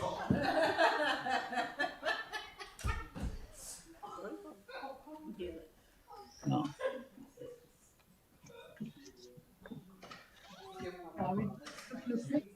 you're speaking. Where you go? You're joking. No, Hello, Barbara. right. Barbara was just getting me a cup of coffee, actually, councillors and Mayor. But they'll have to wait now. Just take the working apron off with them. Sorry, this is all being live streamed, just sharing. Oh, that's right. What you call multidextrous at the moment. Right. Thank you. Thanks, Barbara. Thank you for having me. Do I begin now? Yes, please. Okay. Madam Mayor, councils and staff, good morning. The city as a whole has every reason to be very concerned about the planned forced situation of the Resource Management Enabling Housing Supply and Other Matters Amendment Bill. Those of you who have lived through the years of and after the major and small earthquakes will remember the council of the day had many consultations with the people of Christchurch to be informed by them of their hopes for the future for their city, their broken city. Repeatedly, citizens said they wanted a green city of trees and green spaces. This was right up at the top of the items of what they were looking for. For an overall flat city, the umbrella of green gives it an environment which brings beauty plus. This bill represents a significant threat to everything the people loved and wanted. The intention of the bill is the intensification of streamlined process of the development within the urban areas. It will have profound consequences, which the speed that it has been released upon the council and citizens couldn't be further from a genuine opportunity for submissions and hearing process across the country. The public barely know what has been unleashed upon the management of their cities. The government is quite obviously intent on removing local body responsibilities and initiatives in the individual development of each urban city, restricting rights of appeal, rights of local and important interpretations of their cities. In Council's response, its suggestion of 2.5 radius from the boundary of the centre city will encompass nearly all of the old suburbs of the city where the mature trees stand in the main. They would be cut out for development. Over the past 40 years, there's already been a significant loss of these trees throughout Riccarton, Fendleton, St Albert's, Merivale, and a whole circle around that perimeter. Yes. Much has already gone into these has already gone in these suburbs, and infill will just make this much worse. Support must also be given to the pressure of heritage buildings plus heritage areas, those that are left, of course. In defining these, it must be upon our city, not Wellington government opinion. Throughout the bill, there are the words, "you will be required," and this constantly is repeated. If not, matters will be referred to the Minister for the Environment, who will have the power to decide. So all power and all decisions will be taken out of our city's hands. This attitude must be questioned. Wellington must not rule our city, and there have been many examples of officials not appreciating the special history of Christchurch, and it is special and unique in New Zealand, who attempt to trample on the individuality of this whole area. Funding will fall on the council to build adequate infrastructure. We know Christchurch already has a serious issue with restoration, rebuilding, or just temporarily restoring infrastructure. This, as an invisible necessity, can frequently not get the updating it requires. The past generations have been guilty of not giving it sufficient resources. They'd rather build an obvious city amenity for the citizens than restore the dull but critical piping and other vital services. In the section 77H, I think I've got this right, great concern is the demand that section 3.2 of the Act must, and it says, demonstrate why the territorial authority considers that the relevant area is subject to qualified matter. Justify why that view is the correct one. Within this lies a very high degree of individual interpretation, as has recently been discovered in the 2016-17 development passed to develop land surrounding the chateau and the park. Planning permission considered no notification of the neighbours, including Christchurch Girls High School, was necessary. even though permission was given for a major loss of trees and greenery, considerable additional parking required because the school has more parking with its students, plus all the residents that will then be part of their development, and the loss of a small but very real environmentally attractive area of Riccarton. The planner declared there were little or no consequences to a major residential development in the order of over 60 units, living units. Not even the school across the road of over 1,000 pupils was informed. I suggest this view was very wrong, greatly troubling, and showed a complete inability to accept the area and its residents will suffer from this loss. The clause allows this to become even more entrenched, a reality of planners. Sorry, I can't read my writing. The ignoring of local or even public opinion. There has to be far more restrictions within the whole concept of this device for increased accommodation by the government. Christchurch is a special city. It has a unique history, and its individual character and environment must be fought for in what I consider a draconian manoeuvre to ride roughshod over the local citizens, the council, and their environment where they live. Councillors, I beg you to consider very seriously the consequences of this bill to Christchurch, now and for its future. Thank you. Thank you, Barbara. I guess one of the questions that's already been asked of others is that given that this is a government bill that is supported by the opposition, so it's a bipartisan approach, have you raised these concerns with Labour and National members of Parliament? No, a bit like everybody else. I only heard this about a week ago. So did we. So I have not. No, this is the first time I've spoken of it to the council. And will you make a submission to the Select Committee? Which is what, in about a week's time? Well, it has to be submitted. Sure. It has to be submitted on Tuesday at the latest. Yes, the 16th work. Yep. Well, I will most probably make this one that I've just prepared. Good. So I'll get advice on it, and I'll certainly try to make it. Good. And the fact that it's bipartisan just disturbs me more. That means both sides of the House have no real understanding of what will happen to Christchurch. No.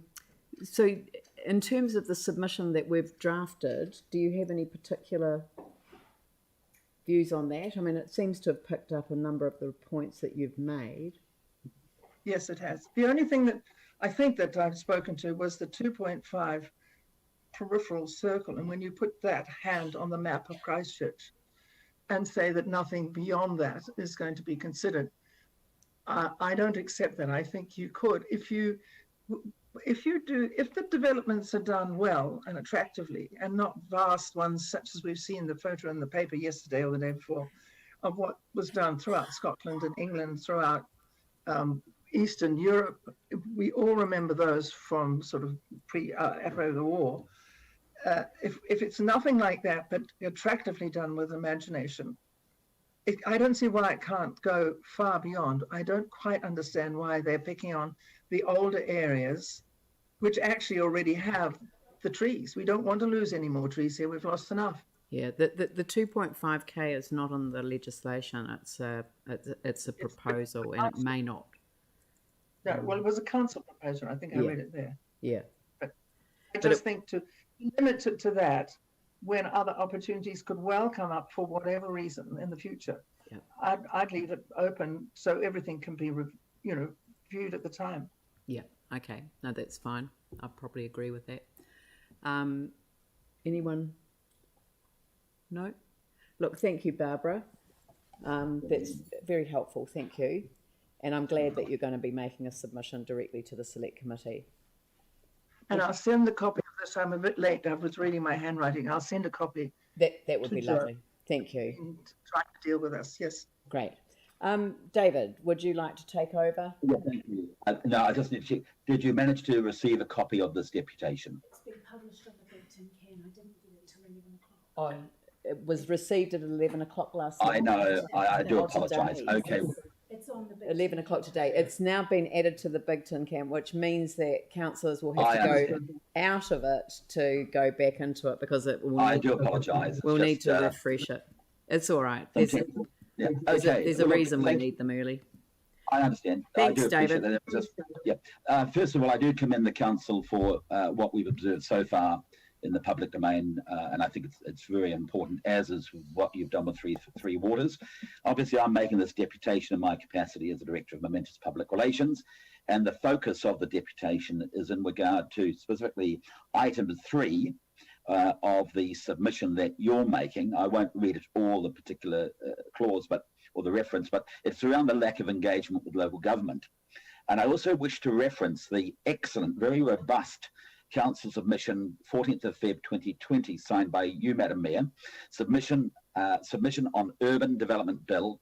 And in the submission conclusion, it stated the following: Kāinga Ora is required to take a genuine partnership approach with stakeholders when developing an urban development projects, with open lines of communication and consideration from both parties to ensure the best possible outcomes for all, and the importance of working with and undertaking meaningful engagement with local communities so as to understand their aspirations for their community as is recognised. I commend you for that. It's very clear the government hasn't listened, but it's not a done deal yet.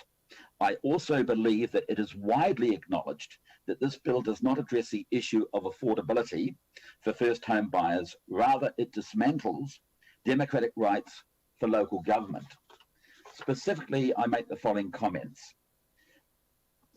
Democracy crisis in the making. In my 24 years of professional communication engagement with both central and local government, I believe we are witness to a democracy crisis in the making. Our democracy is facing a crisis we haven't seen before, and it is essential that we stand up and say no to those that wish to do it harm.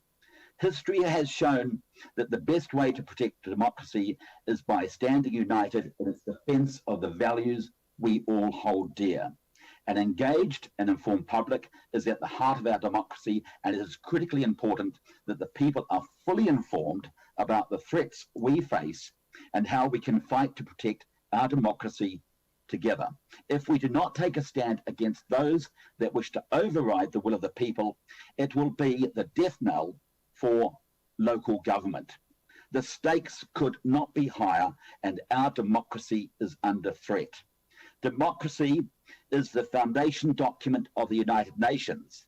Democracy provides an environment that respects human rights and fundamental freedoms, and in which the freely expressed will of the people is exercised. People have a say in the decisions and can hold decision makers to account. I believe this bill contravenes the New Zealand obligations to the United Nations, and I will be encouraging people to consider writing to the United Nations accordingly. My next heading, state-controlled planning of New Zealand Tier 1 cities. The amendment bill represents the introduction of state-controlled housing regime. A clear pattern of state-controlled planning is emerging in New Zealand, whereby planning processes and decisions are being removed from the hands of local decision makers and transferred to the hands of the state. For example, Three Waters, and now the proposed residential intensification program, not to mention the surprise that we're now all going to be fluoridated. Furthermore, just as in East Germany, under the Socialistic Unity Party, the New Zealand government is proposing to mandate where mass housing construction is to be executed.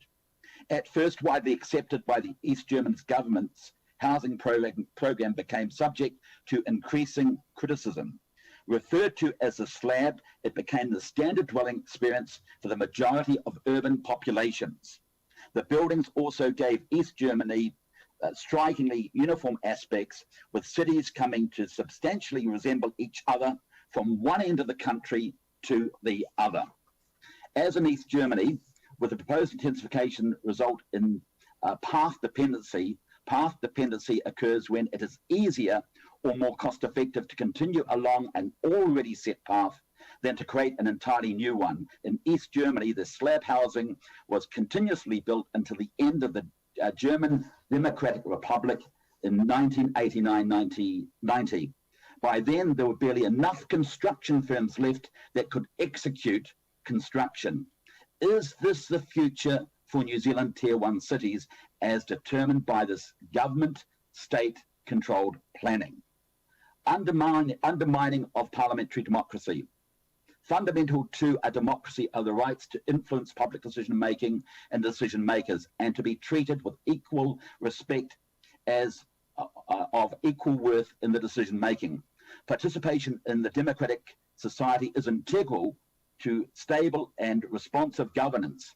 Again, the United Nations, for example, recently issued guidance suggesting that the way a government provides for its people to have a say in policy process and development of legislation has a direct impact on the way they view the legitimacy of the democratic process. In New Zealand, the mechanism to ensure participation and accountability are not always effective and have at times been undermined by unduly limiting opportunities for making submissions to select committees or passing legislation under urgency. When state-controlled planning, in other words, top-down planning, is imposed on a population without adequate public consultation, the results are devastating. My recommendation to the Council: judicial review. Although the Council cannot interfere with the decision of Parliament, a Council can seek a judicial review of the actions of the Executive to see whether they acted within the powers given to them by the legislation. A decision can be overturned on the grounds of illegality if the decision maker did not have the legal power to make the decision. For existence, Parliament gave them less discretion than they thought, or it might be because the decision maker, who is supposed to give someone the chance to make representation before deciding on their case, failed to do so. New Zealand is supposed to have an open and participatory government. Essentially, good consultation is fit for purpose and tailored to both nature and the magnitude of the proposals and the needs of stakeholders. I consider the government's introduction of the Resource Management Enabling Housing Supply and Other Matters Amendment under urgency and without allowing for adequate public consultation and input is a violation of the public's democratic right. The government has demonstrated little or no regard for the voice of the people. The proposed intensification will be far-reaching and have long-term adverse consequences. Furthermore, it can be expected to have rule of law and Bill of Rights implications. The rule of law recognises that people are entitled to the peaceful enjoyment of their property. The New Zealand Bill of Rights provides a right for peaceful ownership and enjoyment of private property, and its foundational value of our legal tradition and common law has therefore always protected private property rights carefully. Given the aforementioned, I believe this council, possibly in association with the other councils, should seek a judicial review. However, there is more immediate action that I would strongly recommend you consider today. You have already joined with other mayors and councils to oppose the government's Three Waters proposal. Like Three Waters, the introduction of this bill represents state-controlled planning and the transfer of decision-making processes and powers to central government. It is widely accepted that New Zealand has a housing accommodation problem. However, a one-size-fits-all solution is not the answer for Tier 1 cities. In all likelihood, it will create more long-term problems than it is purported to solve in the short term. As suggested, I believe a no to state-controlled planning campaign is required for sending a clear message to our government. The key objectives of the campaign will be to promote the democratic balanced planning that isn't rushed and provides for community identity and cohesion. And I would anticipate a campaign like this would involve all media, TV, radio, and online. I also support the recommendation from Helen Broughton that Christchurch should be removed as a Tier 1 city, and it is an imperative that the Council challenge the bill for this. In conclusion, our democracy is facing a crisis we haven't seen before, and it is essential that we stand up and say no to those that wish to do harm. History has shown the best way to protect democracy is by standing united in defence of the values we all hold dear. If this council does not take a stand against those that wish to override the will of the people it represents, it will be the death knell for local government. The stakes could not be higher, and our democracy is under assault. I trust that you will all have the courage and do what is required to protect it. Thank you for this opportunity. Well, I think you must have timed that submission so that you completed it absolutely on the dot of the 10 minutes. So thank you very much for your submission, David. It's much appreciated. And we'll move on to the next one, which is the Riccarton Kilmarnock Residents Association. And we should have Tony Simons representing the association online. We're going to let him in. Good, thank you. And David will log off now. Log off? How do we log off?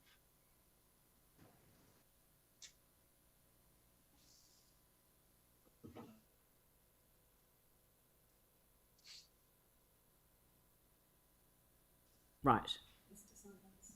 So we've got Tony Simons here from the Riccarton Kilmarnock Residents Association. Thank you very much for making a deputation today on this matter. I'll hand over to Madam you. Chair. Good, can you hear me? Yes, Okay. yes, that's perfect. Thank you. Well, I can hear you as well, so that's a bonus. That is a bonus. Thank you very much, Madam Chair and councillors. Thanks very much. Just anticipating a question that may be asked at the end. We have made a submission on this to the committee, Environment Committee in Wellington, and I just wanted to talk very briefly about some of the content of that submission. I represent the Riccarton Kilmarnock Residents Association. I suppose we are probably the epitome of the NIMBY brigade, really, when people who are proponents of densification try to target those who are looking for a more balanced view. I like to think that our view is more about Christchurch as an environment rather than the issue of housing on its own, because the two are intertwined. And I think part of the miscalculation, I suppose, by government is based around the fact that no one really appears to understand how to manage the current housing crisis, if that in fact is what is happening. There is a prevailing view that if you build more houses, then the price will go down. But there's absolutely no historical evidence to show that that has happened in the past. And at the moment, we're building more houses than we ever have, and yet the house prices continue to go up. The reality is that the government controls interest rates, and it's low interest rates that have stimulated demand for houses, and it's that demand and for houses where people can borrow more money has effectively created the problem of house prices continuing to rise. And I believe that when interest rates do start to go up, and hopefully they won't go up too quickly, the increase in house prices will be moderated. The rising cost of homes is the problem, not the supply, and that I think applies particularly in Christchurch, where we've seen repeated stories about the fact that Christchurch actually does have enough houses and more than enough urban land to build more to last us for at least another 30 years. So what I find difficult to understand is why we are in so much of a rush to destroy trees and gardens, when effectively those trees and gardens are what we hold out as being what makes Christchurch special. We're even moving down the path of arguing that Christchurch should be a national park city. And at the same time, we're faced with government policy, central government policy, which takes control away from local councils and forces us to do the exact opposite. Contributing to climate change, contributing to urban warming, densifying Christchurch at an accelerated rate, but no thought appears to be given to the fact that this will have an adverse climate change impact. The housing strategy that I'd like to see government propose, and I'd like to see the council fight for, is a strategy that makes comfortable and attractive and environmentally friendly housing more affordable in Christchurch, rather than the haphazard clearing of residential properties of trees and gardens and building 3-story or even higher apartments. We're also seeing developers buying properties and then sitting on them, effectively waiting to leverage even more profit. So they're not actually necessarily buying properties to build apartments. They're buying properties because they know the prices are going to continue to go up, and they're actually constraining the housing supply by doing that. So the simplistic view that denser urban areas in Christchurch will somehow lead to increased housing affordability is, I believe, questionable. In fact, there is research which shows that the opposite may be true, that higher urban densities are actually associated with worse housing affordability for both owners and renters, partly because intensification tends to happen in poorer suburbs, and they become gentrified as a result. In other words, there may be an inverse association between urban density and housing affordability, such that houses become more affordable when urban densities are lower. And as I said earlier, the land banking issue is also having a skewed effect. Hey, look, we talk about Christchurch being a potential national park city, and yet the tree canopy cover in this city is now less than 12%, and it's still dropping. Auckland is nearly 19%. Wellington is more than 30%. We're even behind Melbourne when it comes to tree cover.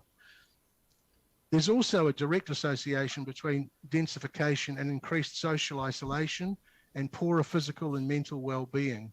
And that is something I know that the council in its submission to the committee has mentioned. So look, I want us to stop the destruction of the trees in our urban areas. I reject the over-intensification that's been practiced by some developers and which will be enabled by this bill.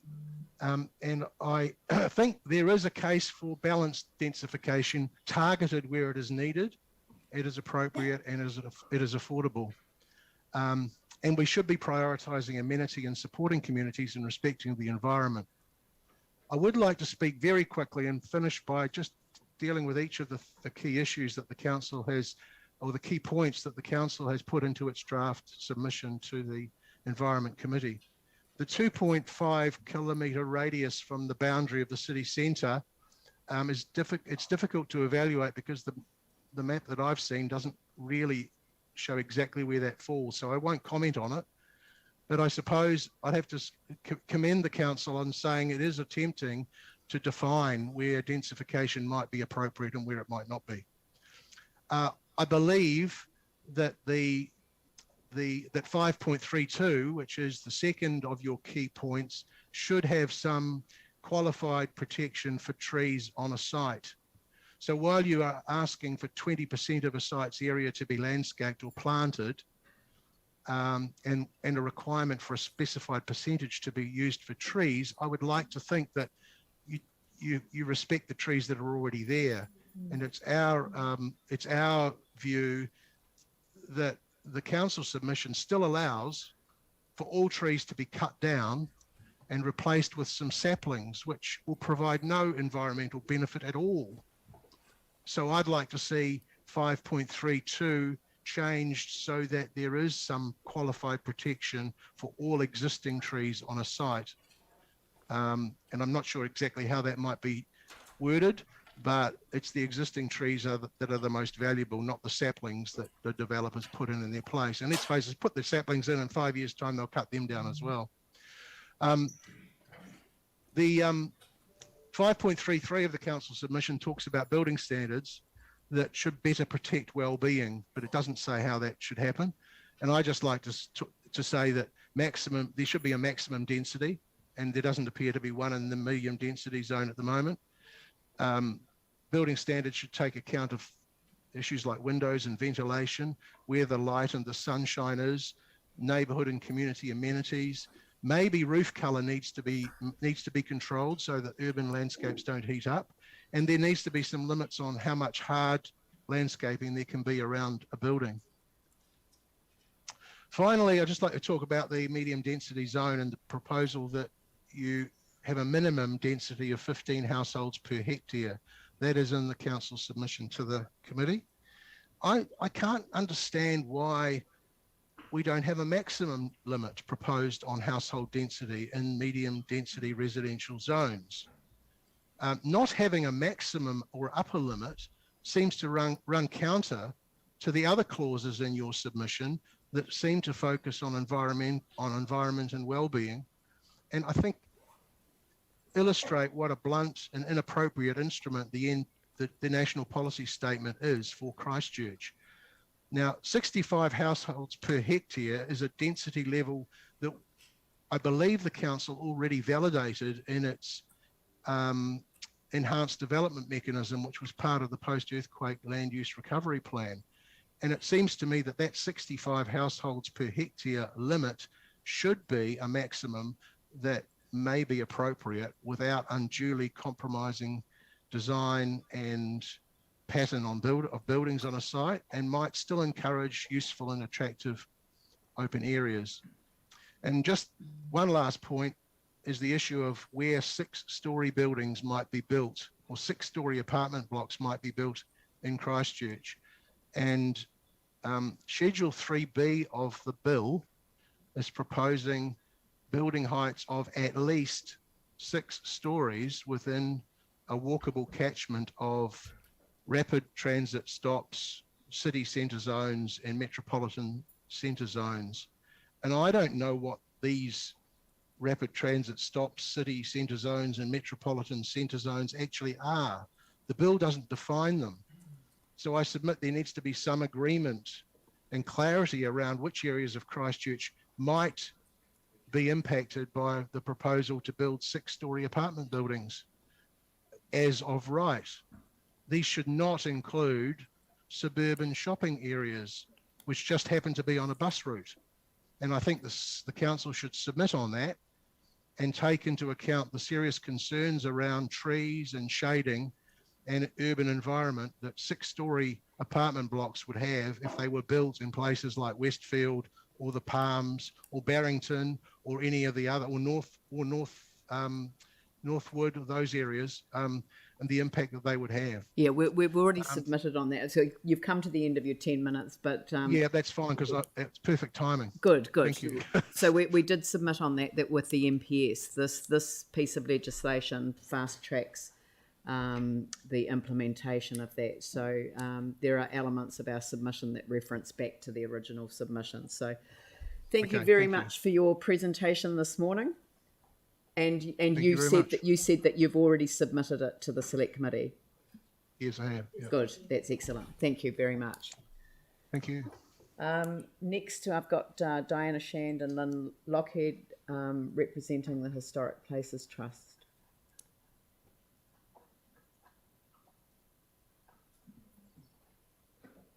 Hello, Diana. Hello, Lynn. Have you got your sound on? No, they haven't. Yep, right. This is just the joy of Zoom, but thank you. We can hear you now. We're unmuted. Great. Now, would you like to start? No, not really. Okay. No, I just want to...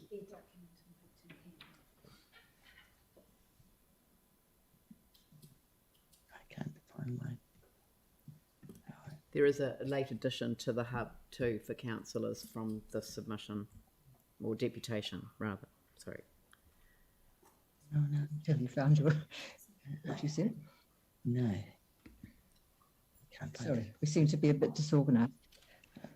We're just finding right. Yes.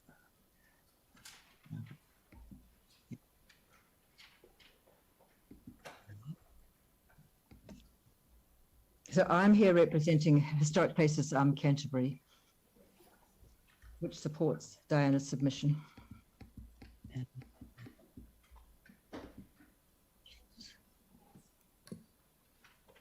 Yeah. Okay. Can I speak now? Yes, please. Right. Look, Diana Shand here. I live in Montreal Street. I thank the council for the opportunity to speak on this matter. And it was intended that I represent ICON, the inner city west neighbourhood, but regretfully, at such short notice, I've not been able to put the matter before the core committee. So I must represent myself on this matter. However, having been part of the organisation for years, I'm quite sure of the consistency of my views with that of ICON. And indeed, you'll be aware that ICON has already made submissions on various relevant matters that I raise. So I support and applaud the proposed submission before the City Council today, as it aligns with my views, as indeed the views expressed by IACON and other residents groups, and my residents association have submitted many times over the past decades, and a number of district plan revisions expressing our concern about urban sprawl, the need for social housing, lack of design guidelines, the need to protect urban trees and open space and keep open space on residential sites and enhance public transport. So as a citizen, I support the submission and especially its call for design guidelines, built standards, and concern about the haste of this bill, constraining the chance to engage with communities. There is little to provide to protect our communities in this bill. For communities build around place and treasure their character and heritage and their access to open air and sunshine, their trees, and for some of the garden. And for some, it's very important to have a garden where flowers and vegetables can grow or space for children can play. And much in the bill puts this at risk. And indeed, the Auckland Council has released some images of what our cities might look like. And in the written submission that I've sent emailed through to you, there is a link to that. And it really risks creating the slums of the future. We really see that as a risk. The haste to find an answer to the housing issues, intensification, has already created deep concerns in other major cities. In Wellington, the draft spatial plan has brought in over 2,000, nearly 3,000 written submissions and many oral submissions, including one from the former Attorney General, Chris Finlinson, warning the draft spatial plan risks being an intergenerational botch-up. And I would agree, in my mind, this is what the bill could bring. For while it has good intentions, it does away with normal planning processes. It has the potential to allow destruction of communities, history, sense of place, affordable housing. For there is no guarantee that many in society will gain better or more affordability from the multi-story buildings envisaged. Indeed, we could be building units unsuitable and unaffordable for the diversity of people and their circumstances, which is where we need design guidelines, some consideration of aesthetics, and the ability of councils to require and allow a range of family housing, social housing, open spaces, etc. I would have liked the council to give more consideration to protection of character and heritage, but these are quite essential to our enjoyment of or sense of belonging and place. And the bill does propose a new MDRS standards that must apply in all residential sites in Tier 1, that's quite including Christchurch, and I've given a reference there, but this gives little protection as there is no, unless there are qualifying matters, but this gives little protection as there is no national policy statement on heritage. And we would have difficulty in Christchurch in establishing national importance for some of the buildings where, which we really treasure and are of great importance to our city or to a neighbourhood. While this proposal may protect listed buildings, it may not necessarily protect the sites they sit on. It may also not protect heritage areas or conservation areas or heritage designation areas and the like. This needs to be clarified to understand exactly what heritage aspects, if any, might or might not qualify as a qualifying matter. And it appears that in applying for a dispensation under qualifying matters, it is a discretionary process that each local authority may elect to pursue if it wishes, i.e. doesn't have to in its district plan. It seems it is up to each individual local authority to decide if they will limit this intensification policy in their district plans in any particular areas. If this is the case, each region will have to lobby its own council to ensure it is identifying the relevant heritage, that the relevant heritage will be excluded or have a reduced effect in relation to the identification policy and the MDRS. And this could lead to disaster for some places and buildings we treasure. And Christchurch has already lost so much heritage through the earthquakes. I would urge the council to do its own work outside the submission to add to heritage, bring forward the existing proposals for heritage listings, and consider strengthening planning in precious areas. And I'd like you just to consider what might happen along Worcester Boulevard, facing the Arts Centre, and the effect on the Arts Centre and some of those really extraordinary, precious heritage buildings in that area, because we do in the Icon area actually live in what has often been referred to the cultural heritage, and certainly the old area of Christchurch for with extraordinary buildings that even have been suggested for World Heritage listing. I would have liked the council to emphasise the need for rapid transport and other modes of public transit to be invested in as a lead-in and an incentive to densification. In other words, it comes first, and I applaud what you have said, but it really needs to be invested in, and this should be planned and designated long before the has an opportunity to buy houses and put up something without context, which could cause far more disruption and difficulties than if the transport corridors had been established and things had been done first. And we do need that public transport. We do need access. Government needs to play its part in it, and it needs to help communities with light rail and connections across the region and the islands using heavy rail. I would remind the council that the pattern of habitation we see in many parts of Europe, e.g. Netherlands, France, Germany, Estonia, of contained, densely populated urban centres, large and small, are connected across the land, and land that is left for agriculture, nature, and other environmental services. This pattern is made possible by the rail network, making for accessibility without major reliance on cars, and we certainly have to deal to our reliance on cars. The rail network predominance facilitates protection of agricultural lands, communities, environment, character, and heritage. I would have liked to have seen that the council emphasised that there be more consideration of sustainability and equity.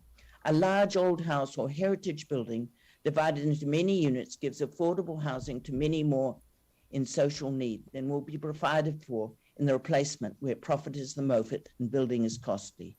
The greenest building is the one already standing. Thank you. Thank you very much. So, are there any questions? I love that phrase, the greenest building's the one that's already standing. Would have been a helpful one after the earthquakes, methinks. All right. Sorry? No. No. All right. Look, thank you very much for your presentation, and thank you for putting it together at such short notice. You have submitted to the Select Committee? I am going to. Good. We're both going. Submissions close on Tuesday the 16th, so we're encouraging everyone to, and also encouraging people to speak to the politicians on both sides of the debate, because this is a bipartisan approach from both National and Labor. No, it's I just wonder if Lynn Lockhead would like to add something for HPC. Oh, you've got 8 seconds. Not really, because I think Diana's covered it well, and we'll be doing a submission to the Select Committee, and we just wanted to support what the council has done in terms of its submission, which we think is a very good submission. Great, thank you. And we did get the Heritage written submission, the Civic Trust submission, and so we've noted that too as a written submission. So deputation, I'll use the right word. But so thank you both very, very much. Thank you. Thank you. Right. The next is Greg Partridge. Hi, Greg. Morning. How are you? Nice to see you. Sorry it's at a distance, but far away. Some apologies again for sending the wrong attachment. That's okay. Oh, hi. Am I on? Yes, you're on. You're being live streamed. Good morning. Great. Good morning, Mayor, City Councillors and staff. I think I just need to shut down the live stream, otherwise it's going to interfere. Here we go. Right, can you still hear me? Yep, it's fine. Good, okay. Yep. Thank you for the invitation to be able to speak to the amendment bill regarding the resource management, enabling housing supply and other matters bill. I'm doing a private deputation due to the fact that the bill's been launched on all of us at haste, and much like yourselves, we're very much at a disadvantage to actually engage with the community and even our own residents association. In principle, I do support the draft submission that the council has published and agree that the bill is incongruous. Sorry, Greg, I don't mean to interrupt, but it's not very clear. I don't know whether. I think it's on your end. Can you? Shall I log back out and log back in again? No, that's better. That's better. You haven't turned into a Dalek. It's just a little bit. Maybe when you speak closer to the microphone, it's better. Sure. So yeah, I do support the council's. No, that's worse. That's worse. That's worse. Sorry, get my microphone covered.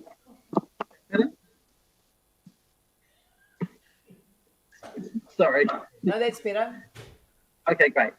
So yeah, I support the council's draft submission and agree that the bill is incongruous, that it's a non-collaborative, blunt, one-size-fits-all piece of legislation that hasn't been carefully considered in terms of well-being and design standards. I also agree that in terms of climate resilience, the bill has ignored the fact that New Zealand signed the Paris Agreement to declare the climate emergency, and that our own city also declared a climate emergency and also an ecological emergency in May of 2019.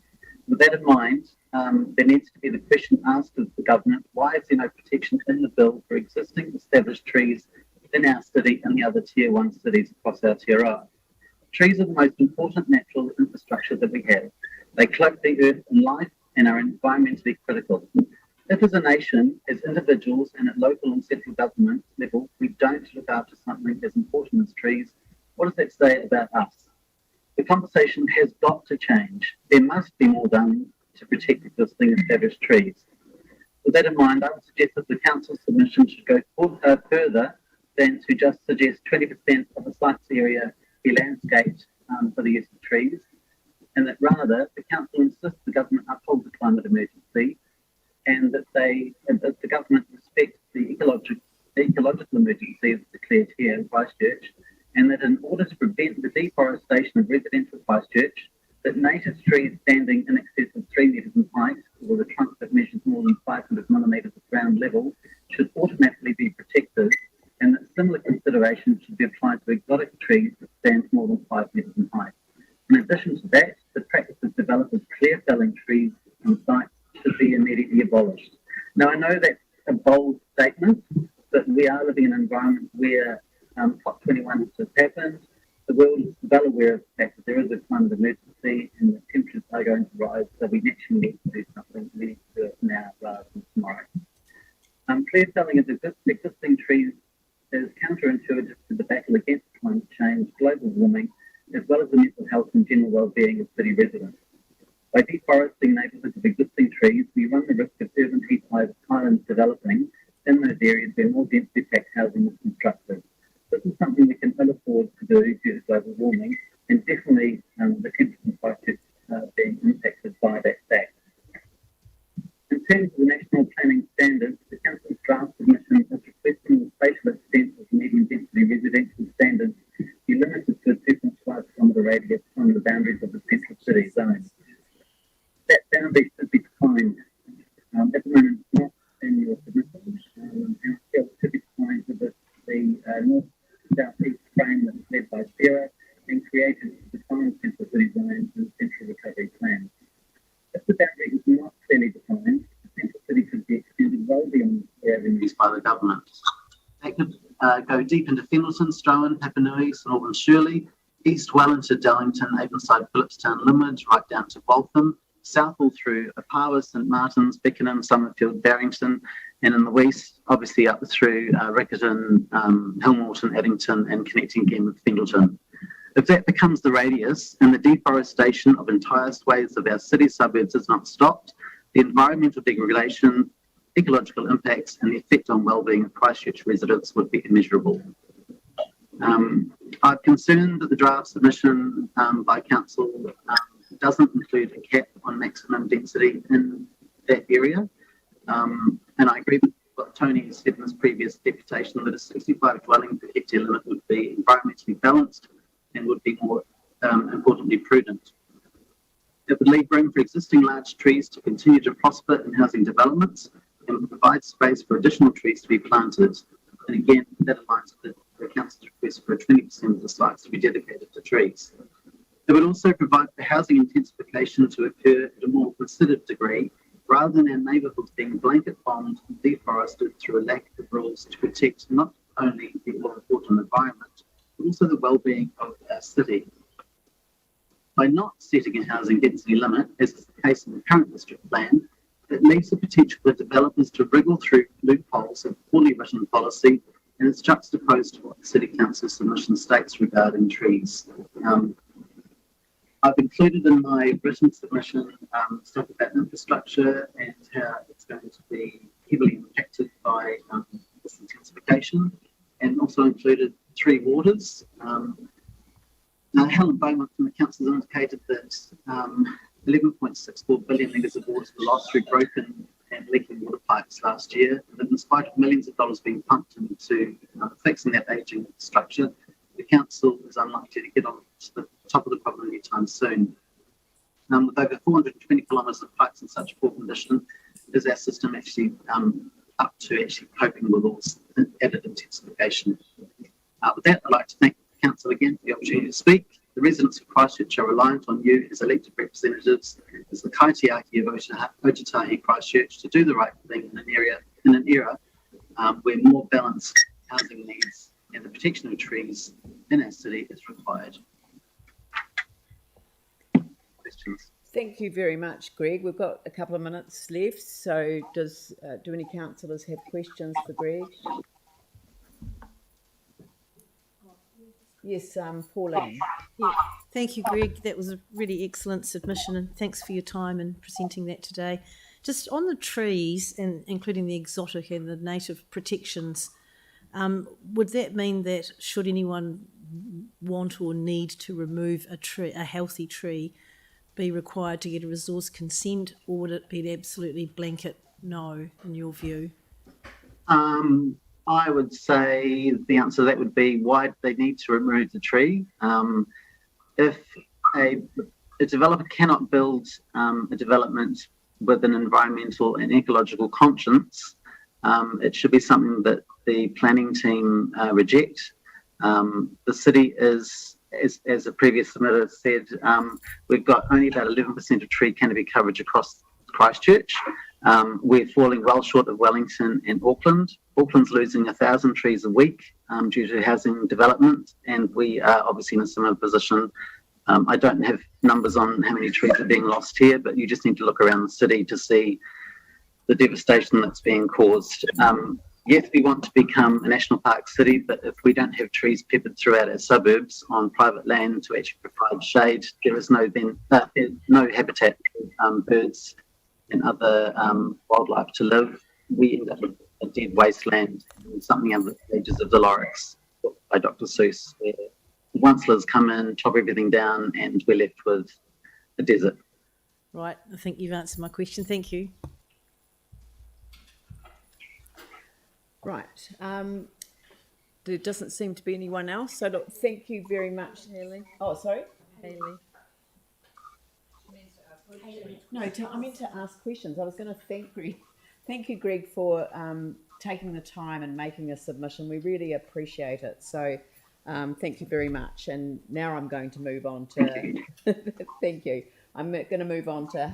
Right, and I'm making a submission to the Select Committee in Wellington as well. I forgot to tell you. So you're going to the Select Committee and you're going to talk to National and Labor MPs because it's a bipartisan bill. Yeah, I've already spoken to Megan Woods. She agrees that trees are important, but their focus is completely on housing and not the environment, which is really counterintuitive again. But yeah. Thank you. But thank you for doing that. Hayley Guglietta from We Are Richmond, according to your name. Kia ora koutou. I'm here in my own capacity as a resident and business owner of Richmond and an advocate for the inner city suburbs and Christchurch East. I apologise for not having a written submission, as we simply did not have time to activate our groups for genuine engagement. Yeah. I do, however, refer to a letter sent in the last few days to you, Leanne, Jake and Pauline from We Are Richmond. That reflects our position based on the work we've completed over the last few years on these issues. Have you received that? Who have you sent it to? Leanne, Jake and Pauline. Well, yeah, I'm sorry. That's okay. And it was simply confusion over that there was no engagement on this, obviously, because you haven't had time either. But and a lack of understanding of how we could communicate our position on those issues. So I am speaking on my own person, simply because we can't really advocate for something we haven't had time to talk about. So I wish to acknowledge all the other outstanding submitters today who have covered off the issues that this proposed bill brings up, and I commend the proposed response from this council. My focus today on how this situation and lack of engagement has simply created further division within our communities and commercial operators, as well as our local government and central government. This kind of division is not healthy, and it's not conducive to a well-planned, thriving city, and just further lowers our energy, disengagement and trust, of which is at an all-time low. Our people, both including residents and developers, both big and small, are simply frustrated, feel that they have no say or no impact whatsoever on what goes on in their personal investments in the areas that they reside in. Look, we all know we need intensification, but to stop urban sprawl and to create excellent public transport infrastructure, as well as ensuring everyone has access to a home. But this one glove fits all approach does not solve anything. Christchurch is not Auckland and Wellington. Auckland has the same area but 4 times the population, and Wellington has a tiny area with a similar population, both conducive to this bill, as they have the transport and other infrastructure already in place. But more specifically to your submission, I'd just like to see more detail about retaining the SAMS areas, as we've lost so much heritage post-earthquake, and I support the residents of North Richmond who have lovingly reinvested in their homes to the SAMS rules, and to have this taken away will be the nail on the coffin for some of these residents who've gone through so much and some assurance that you will fight, this council will fight to retain those would be great, a good thing to be able to do. And with reference to 5.3.1, enabling a 2.5 kilometre radius, which is really important for the large investment that has been made by both private developers, community groups, the council and central government in the inner city. We need people living in the city to ensure their investment is not wasted and to have a thriving inner city. But if we were to limit this bill to only this, then it does not address the issue of creating well-planned intensification in areas where we can develop transport hubs. Allowing intensification here, there and everywhere will just not achieve this. We'll never get there. We'll forever be the city of cars instead of the city of trees. And finally, I'd like to shamelessly plug the National Park City idea as a way that we can protect our existing trees, create green spaces where intensification has already taken place, such as Linwood, Phillipstown and parts of St Albans, and fully get behind all the wonderful public planting projects that exist around the city in order to achieve this. And we will be submitting to the select committee. We're going to get together over the weekend and put a submission in on behalf of the Richmond community. So, yeah, thank you. That's me. Thank you very much. And Jake sent me through your submission. Mayor's messages takes a while to get to me. But anyway, I shouldn't say that publicly, should I? It's possibly a good thing. So I'm just looking at it now. I mean, that the character side of things, it's something that's specifically kind of called out in the legislative change, and I'm thinking of I mean, there are issues around Auckland and Wellington.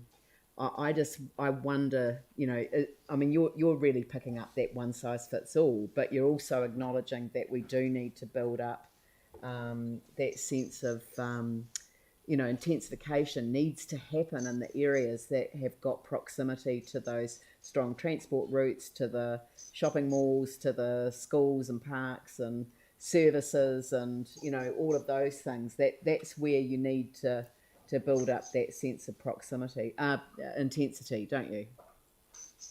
Yeah, absolutely. And we're just simply never going to achieve a public transport system that people will use if we don't plan it well.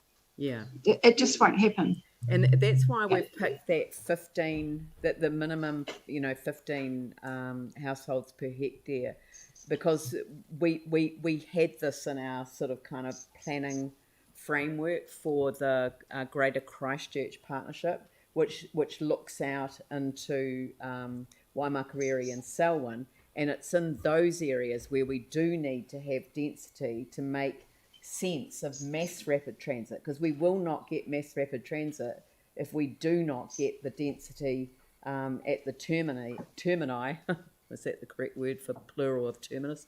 If we don't get at the end of the routes as well as density along those routes. That's right, and that's where they're possibly, you can see possibly why the government has produced this bill, because it's perhaps they're looking at some councils to say that it needs to be done and you're not doing it. Yeah. So, but I'm not saying that's the right way to approach it, but perhaps that's how it's being looked at, which is not great. I do think the government hasn't quite seen what's already been done with respect to our district plan, which actually does have significant enabling provisions around the residential medium density zones. So is there anyone who's got a question for Hayley? No? Look, thank you very much for coming in at the last minute. It is much appreciated. No problem. Thank you. Cheers. Bye. Bye. And the last one to note is just simply the written deputation from the Christchurch Civic Trust. It is 12:56 p.m. I'd actually quite like to go straight to the item, because there are two recommendations that sit there as alternates, and I would like to move that we delegate approval of the council submissions on the resource management enabling housing supply and other matters amendment bill to the mayor and councillors Davidson, Johansson and Templeton. I actually want to add Sam McDonald to that list, and so if you could add in McDonald to enable the submission to be finalised and submitted by 16 November 2021. We're recognising that tomorrow is a statutory holiday, recognising that gives us Monday. So by close of play Monday, we'll circulate the final draft, taking into account the submissions that we've heard today, and we'll bring that to an informal meeting. So even though you're delegating approval to us, we'll talk to you about it prior to the submission on the Tuesday. Jake, did you want to go on the list? Happy to, but I think the stuff I'm interested in around pre-protection will be covered anyway. I was just going to Oh, you're seconding the motion, so seconded by Jake. So I'd quite like to put the motion, but is there any debate? A question? A number of submitters have raised the concern that people are not aware of this or the process to give their views. Given that we've got a really good comms unit, could we not ask or consider running some communications, possibly with our media channels, to really make it clear to people to submit to the select committee and also to contact their local MPs? Because I think that's really important. There is a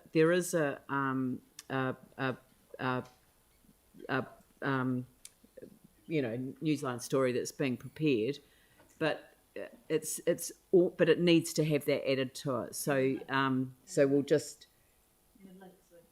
Yeah, Maybe a few radio ads or I can give you an undertaking that will be added to the media coverage. Yeah. Just ask a question after the deputations, if we can, I know we've already got these things in our submission, but if we could note the many comments on the time restraint on this for people to actually speak on behalf of their organisations, Yeah. which is why they came in as individuals. They would have a lot more clout with more signatories to their deputations.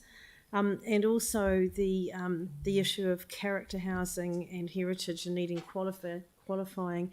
There's a lot of concern that the character areas are going to be lost, and I know it's a balance, but if the people who are working on this could just ensure that we actually have a look at character areas and see what we can do about that, providing a framework for some protection if possible. But we have to do that anyway, Yeah. because we're going to have to notify a plan change next year for the MPSUD anyway. And that will, in the notification, have the character areas identified. Excellent. Qualifying areas. Qualifying, yeah. Yeah, yeah. Thank you. Mel. The bit I would have wanted to add in is about the supply and demand that Cameron brought up. I think if you can get that into the submission, it won't be a housing everywhere. That's all.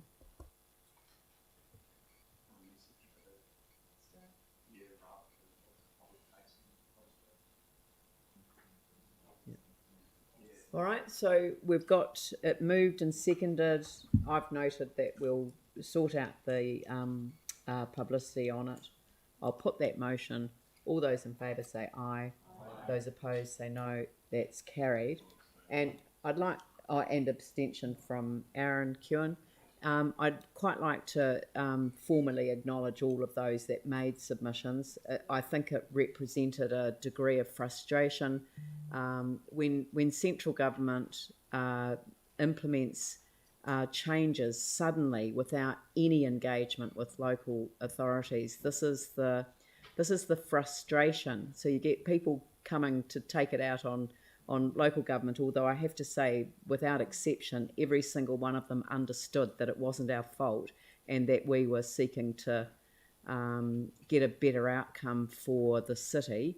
But it is, it is the reality that people do need to focus on speaking to both sides of the house, and perhaps just reflecting that one size does not fit all. So thank you to all of those who made submissions, and we will certainly take that into account in finalising the submission. So it is now 1 o'clock, so I will adjourn the meeting until 2 o'clock. So thank you all very much.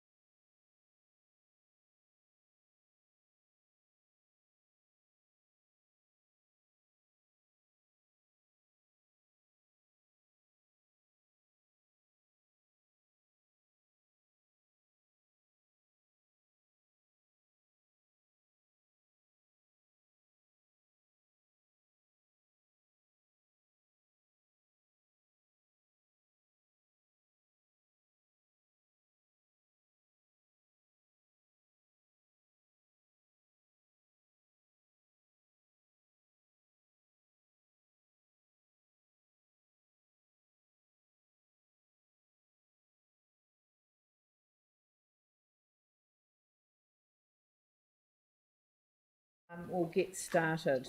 The next item on the agenda is the Mayor's monthly report, and I shall open it up.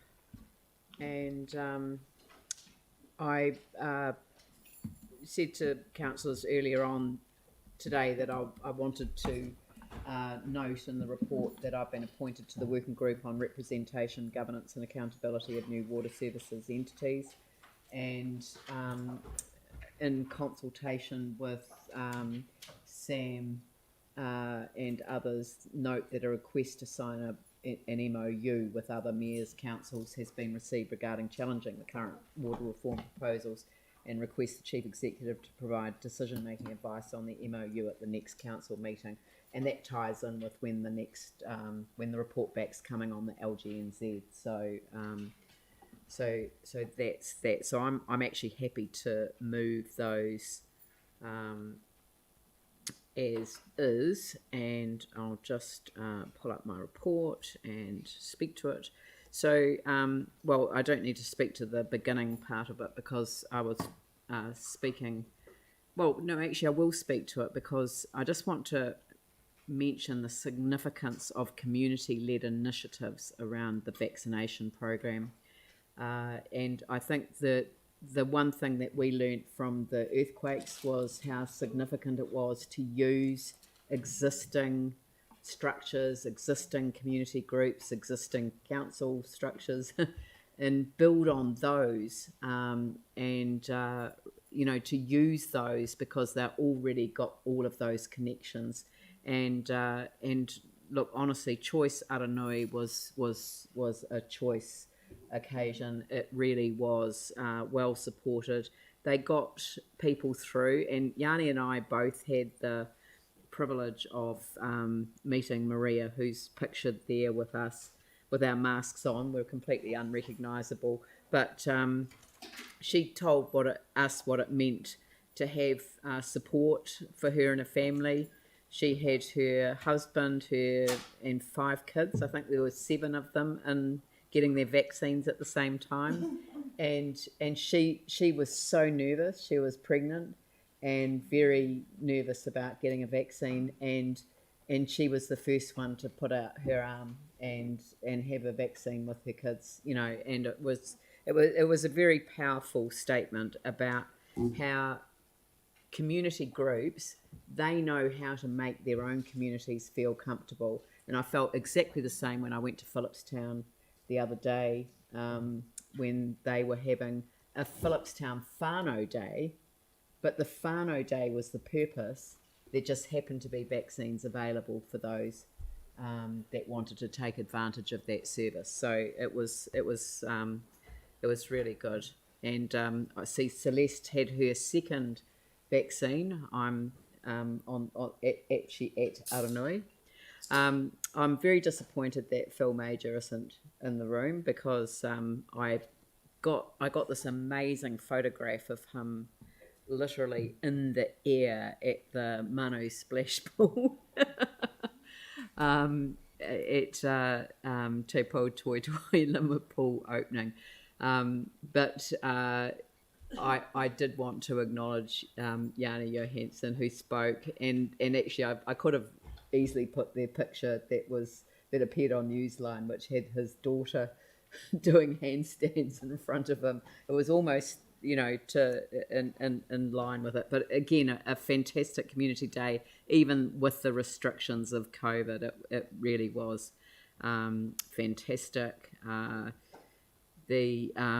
And I've done quite a few international engagements over the last wee while. I've acknowledged the death of Bill Wilmot, who's been an amazing contributor to our city ever since he arrived in the 70s. And I've got, I did a summary of chlorine because, to be blunt, I was sick to death of reading people, you know, particularly letters to the editor, and I've repeated that in my star column today. You know, people who should know better that we are not chlorinating our water because we've taken our eye off the ball, or previous councils. The rules have changed. we have constantly lifted our game to meet the challenges that have been put in front of us. So, but that was covered off yesterday, and I don't need to go over that again. So I'm happy to move the receipt of my own report with the 2 additional recommendations. Sarah, second. Pauline. Thanks, Leanne. Could I ask you a couple of questions about the working group? Sure. Because I had a look at the DIA terms of reference on that, and I think the group will report back to the Minister by the 7th of March. Yes. But at the same time, the group is tasked with reviewing and analysing the original proposal approach. Yep. Also, the feedback from local authorities. Yep. And alternative models from local authorities. Correct. Which is the member, what I the group think our member, hook which is. is you, cannot act on behalf of their organisation, and you must maintain confidentiality of matters discussed. And you'll feed back to the Water Services steering group in the meantime, but you won't be reporting back to the council before it goes to the Minister? No, I'm not representing the council Yeah. on this. So and- we don't get to see any of the work being done. No, Yeah. you will, because if you read on further, it talks about the way that it will be open and transparent, and that its work will be made available. It just means that I don't personally report that to people. It will be reported from the working group. So it's open and transparent after the work has been done. Well, no, during the course of the work being done, because if I'd known that you were going to raise this question, then I would have opened up the terms of reference. Because I've just been pondering it over lunchtime and thinking that, in actual fact, I know the idea of the working group is not to actually change anything structurally about the entities. It's really just to make them more deliverable and get more councils on board. But I'm just concerned. I think that is completely unfair. If you think that I'm going on there because I think that it might be just quite a nice little exercise to tinker around the edges, I have the right to leave this working group any time that I give written notice to do so. So I'm going in there with an open mind. I actually think that those issues have actually been put on the table so that we can analyse them, go through them, work through them, and if we come up with a set of proposals as a group that enable me to stay on with confidence that we have that we could come back and recommend that to a range of councils, then fine. But if it doesn't do that, then I don't have to stay on that group. And do you think then that March the 7th is long enough? Can I make the point too that I asked to go on this group? So there's been talk about this group for quite a long time. Newsroom has run a number of stories, and they've always talked about Phil Goff being on it. I've always said the second largest city or the largest city in the South Island needs to be on there as well, just simply to have that perspective brought to the table. And that's what they've asked each one of us to do, is to bring the perspective of the kind of council that we represent to the table. Yeah, so it's a huge amount of work. Do you think March the 7th is a long enough time frame to get that done? Well, I mean, it depends on whether it is a lot of work. They're introducing legislation. I would imagine that if we are to have any real influence in terms of the structural elements, and they've asked us specifically to look at governance, representation and accountability, then I would expect us to be in a position to sign that off by that time. That's what I would expect. There's a very good chair who is well known to this council because he was the person that took over our building consents department when it lost its accreditation just a matter of months before I became the mayor. And it should also be, he has a huge integrity. Yes. And he could have done, I think deep down the government wanted him to do something, but he stayed straight and narrow, focused exactly what the best for the city was, and I was really impressed with him. Yeah. No, I was very impressed with him as well. So You know, the thing is that I want to make a difference. It's kind of last chance to have that degree of influence. This is the group that should have been set up right at the get-go, to be blunt. And it did actually need a range of mayors from across the country with the two cities absolutely up front and centre for that, because we are the basis for the you know, for the models that were proposed as alternative models. So, but all we're being asked to do here is just to note that I've been appointed to this working group, but it's not my function to report back to this group. No. Yep. Jimmy. Thank you, Chair. Yeah. Regarding your particular to tribute to the Professor Bill Moore. Yeah. I'm not sure regarding to all the council existing policy or bylaw, you know. If someone is not an elected member, like a mayor or councillor, if he or she pass away, but actually this person a greater contribution to our city, whether we have any, I'm not sure. Like you know, we did have like a 1 minute silence, etc. You know, I don't know whether we have this policy or bylaw, you know, have a assessment this one or not. Yes, but yours is very good, you know, if you would like to do that. No, I don't know. I just want to ask. Yeah. If you would like that, I'm perfectly happy. If I could invite everyone to stand for 1 minute silence in memory of Bill Professor. Moore, served our city so well. Thank you.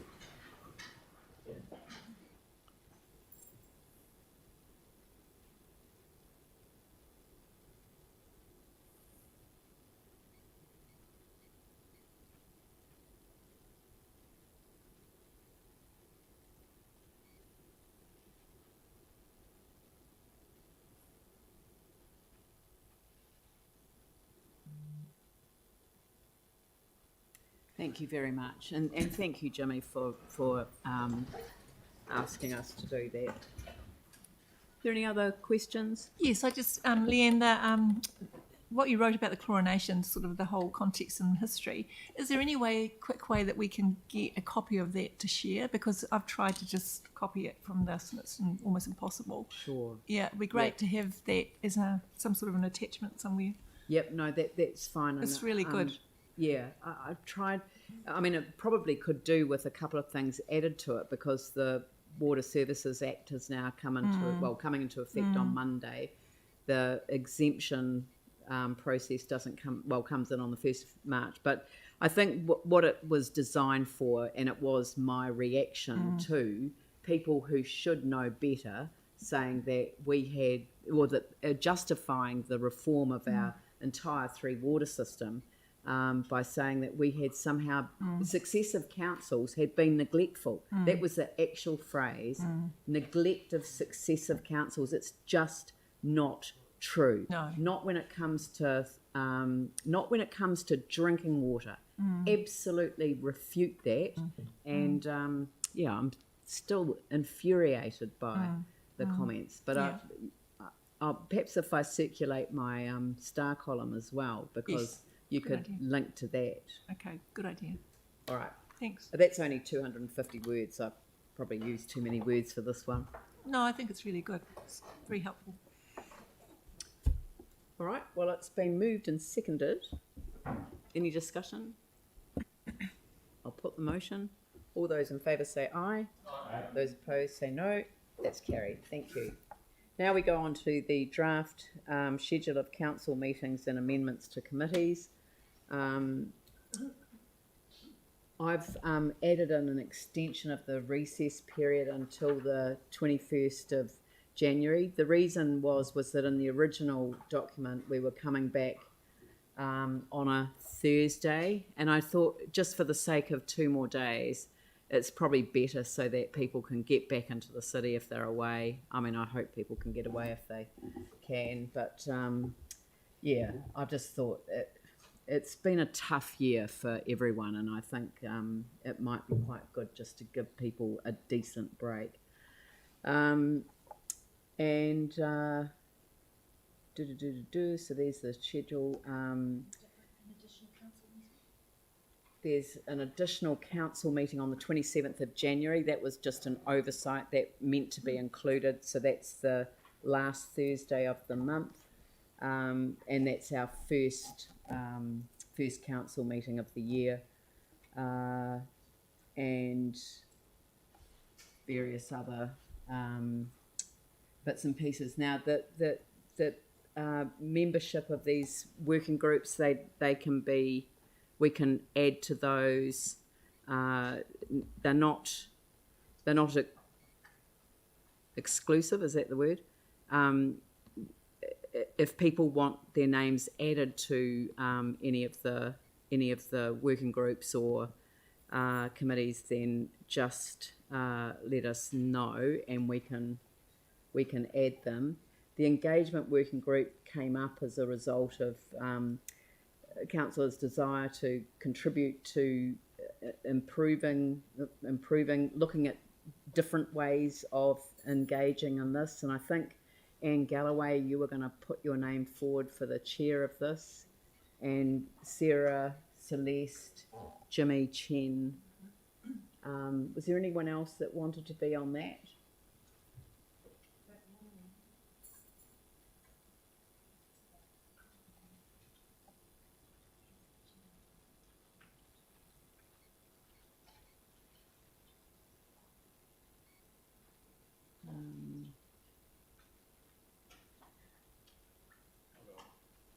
And Mike. James, would you mind if I joined you on the Central City working group? No, in fact, I thought that it would be preferable if you did. Yeah, so. Yeah, I'd like to be on there. So just add me to that one. Anyone else? So there's a swap of deputy chairs. So Tim becomes the deputy chair of Urban Development and Transport, and Phil Major leaves that role and becomes the deputy chair of Three Waters Infrastructure and Environment. Right? You look devastated.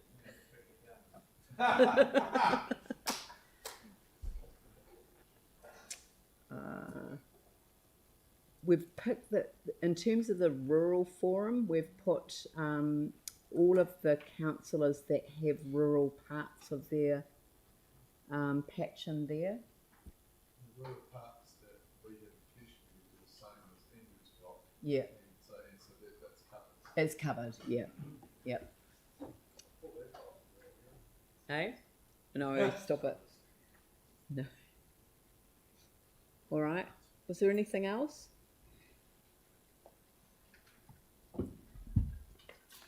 All good.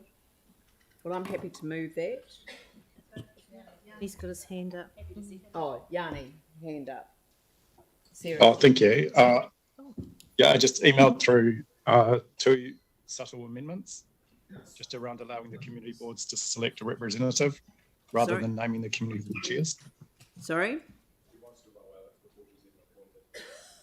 I just emailed around a slight amendment to E2 and F2, that instead of naming the community board chair as the person on the working party, that we just put a representative of the community board. No, I want the community board chair on there. So if you want to move that as an amendment, then you'll have to find a seconder.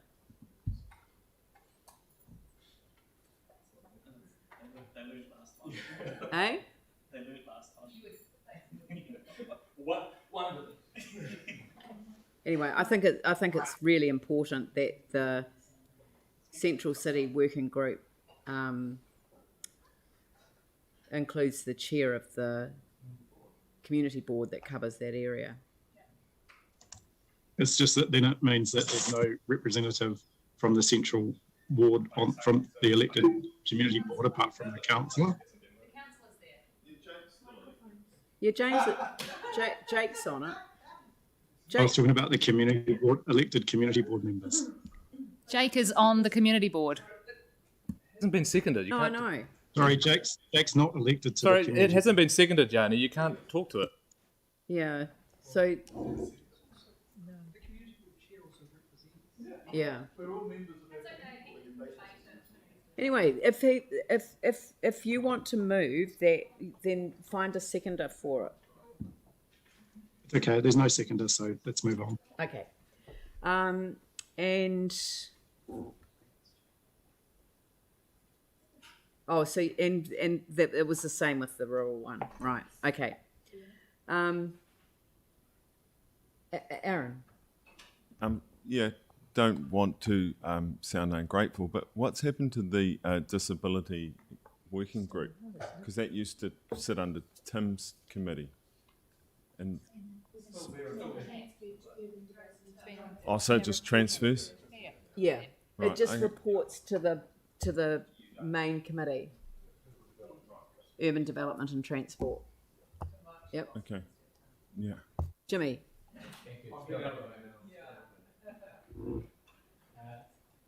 Regarding to the established Christchurch Momentum Committee, if we review the previous terms of reference, they have a sister city and the international relations. They have a quarterly report to this momentum, but I'm not sure now, in which committee will receive those report. Another one I'm particularly concerned.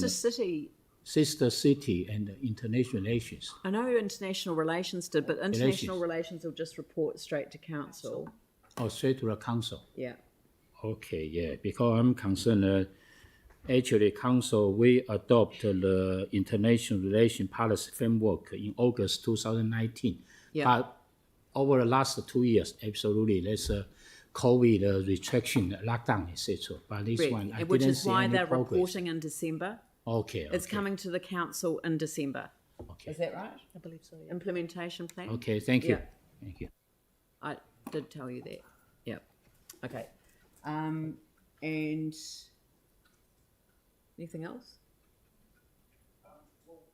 Jake? Just thinking about Yanni's amendment, which I won't be seconding, what if we just added on, if he does have to a degree some semblance of a point, what if we just added on the central, one of the two central community board members? As well. Yeah.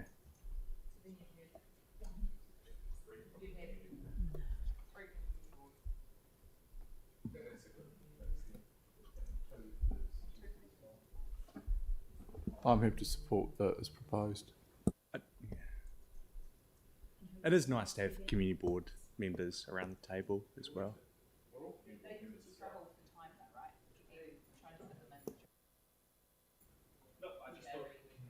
I'm indifferent either way. I just thought it could be a good way forward, but if people don't see a problem, there's no problem.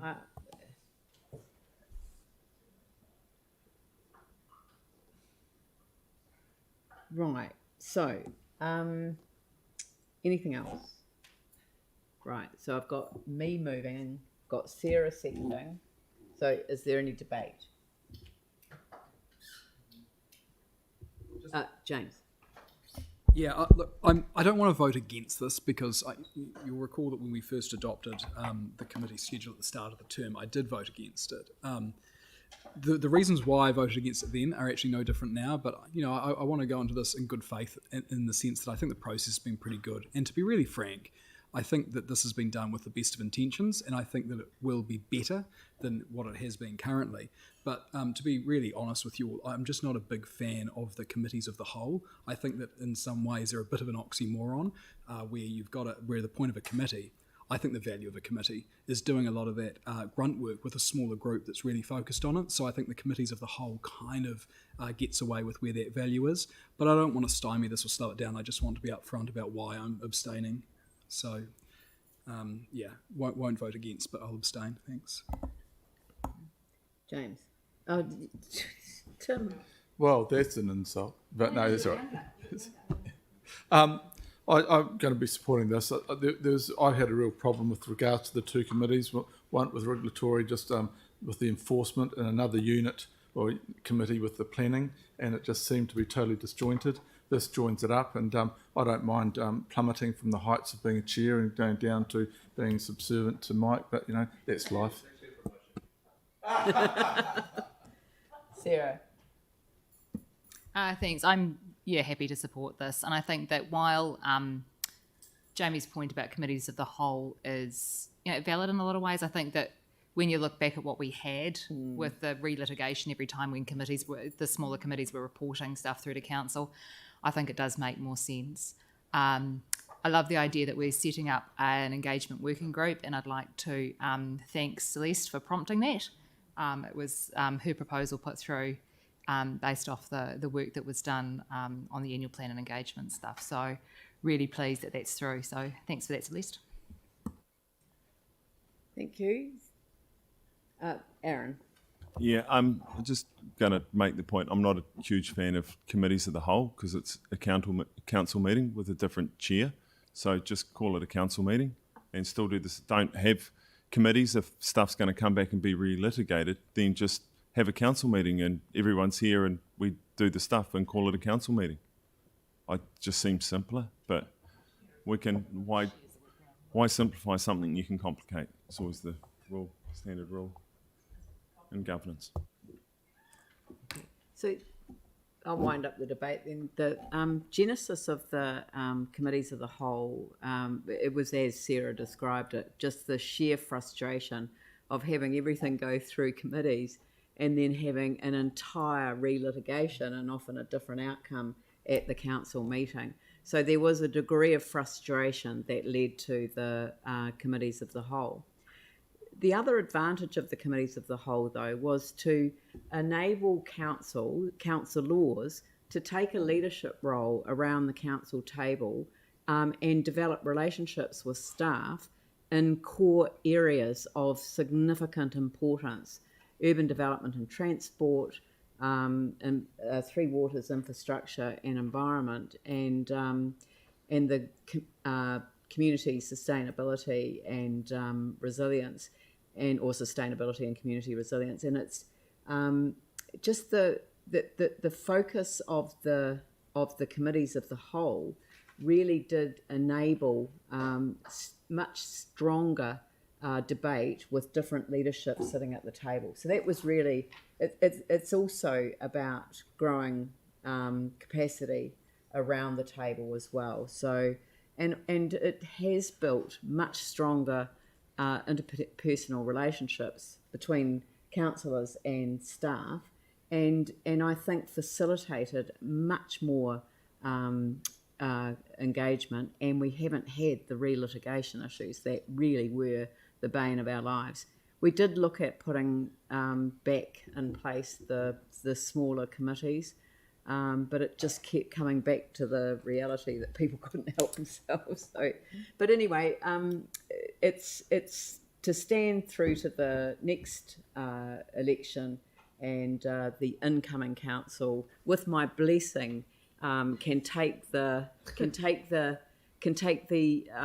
experience that we've had of this model and do with it what you will. So I will put the motion. All those in favour say aye. Aye. Those opposed say no. And abstention from James Goff. Thank you very much. And from me as well.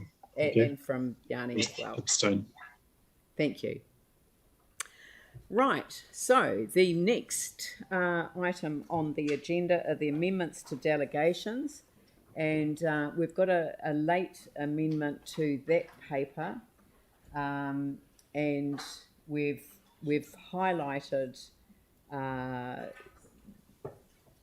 change to the financial delegation. So I'll get staff to explain it, but we've added in that where the chief executive has to exercise this power to commit the council to financial transactions in an emergency that doesn't meet the test of a state of emergency, which is when those powers would normally kick in, then the mayor has to sign off as well, and it must be reported to the Finance and Performance Committee. But I'll hand over to the team to just run through the recommendations. Thank you, Mayor. First of all, I just wanted to introduce Miriam El-Samir, who's one of our legal counsel that joined this year, and she's helping to dive into delegations this year, which is great. So you won't just see me from now on. So Miriam did the work on the two main parts of the report, which is just updating the Treasury delegations and the rating delegations. But probably the main part that you've asked about now is the change for the unplanned expenditure. So we've just made some slight tweaks following our discussions this morning on that, and that provides that where there's an unplanned expenditure, for example, with the Christchurch wastewater treatment plant fire, that we'll follow those. Bring my glasses, I'm sorry, so I'll just have to read it here. So there's a limit of 5 million, and it's for CapEx and OpEx, but the Chief Executive must make a determination that such a financial transaction is necessary and unavoidable for the operation of the Council. The expenditure is required under urgency to respond to an unexpected event, and that no existing budget is available for this expenditure, and that the Mayor approves the exercise of the delegation. And then once that has been exercised, there will be a report back to the Finance and Performance Committee. So there is an unlimited delegation to the Chief Executive at the moment where there is an emergency, but it must require a declaration of a state of emergency or a transitional period. So that is why that doesn't apply at the moment. The other thing that we've added in there, just as a further note for the Council, is to note that the costs in relation to the fire at the Christchurch wastewater treatment plant will be recovered from the Council's insurance policy. Yep. And I would add, I would like to not exercise that power at all, preferably.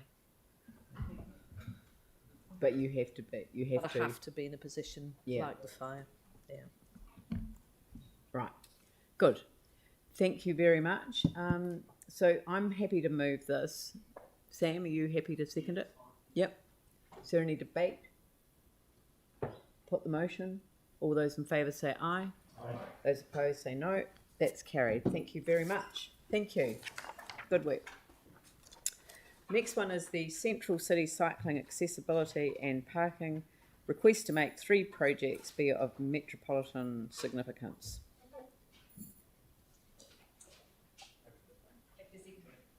Moved by Mike, seconded by Sarah.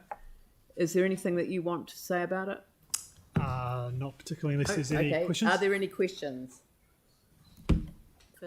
Phil. What's the point?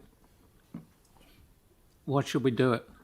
Oh, sorry. I thought you were saying, what's the point of asking any questions? Fair enough. What's the rationale behind it? Please. So basically, I guess with these 3 projects, they all go across the border, across the boundary from the Plan A area, which gives it metropolitan significance, through to the community board. So they're partially in and partially out of the community board area. So in theory, we could potentially get 2 different decisions and could impact on the delivery of the project. So what we're just proposing is make them through to one decision-making body and streamline the process. So they're going to happen anyway, but it just makes it easier. Is that what you're saying? Well, no. Well, the decision will need to be made, so we'll be bringing it to one decision-making rather than having 2 here. Yeah. It's trying to simplify the process. Because we did it with the Pages Road Bridge Metropolitan thing, didn't we? Okay. Yeah. Anne. Thank you. Thanks, Stephen. Sorry, I seriously thought that's what you mean. No problem. So simplifying, excellent. Still actively involving the community boards. Correct. So what does that look like? What can we expect to see? So obviously the proposals will go through the community board still as part of and then be brought through for urban development for the decision. Yep. So they're still fully involved. Yeah. Okay, I've got Yanni's hand up on Zoom. Yeah, thank you. Appreciate what you're trying to achieve with this. I was just wondering if you had an option where you could have a joint board committee meeting like we used to do in the past, because that seemed to work quite well. And I think under the Local Government Act, we can actually do that. So then it doesn't disenfranchise anyone from voting, including the elected community board members? I'm not sure if that's been considered, but the proposal is just to bring it through to, if this is approved, through to urban development and transport.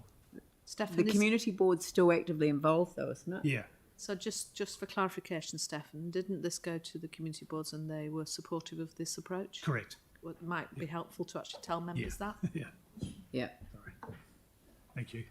Sorry, can I just check though, legally, we could actually have a joint committee to do these things in the future? I think last time we struggled for Sorry, quorum. he can't hear you. I mean, that might be an advantage, but...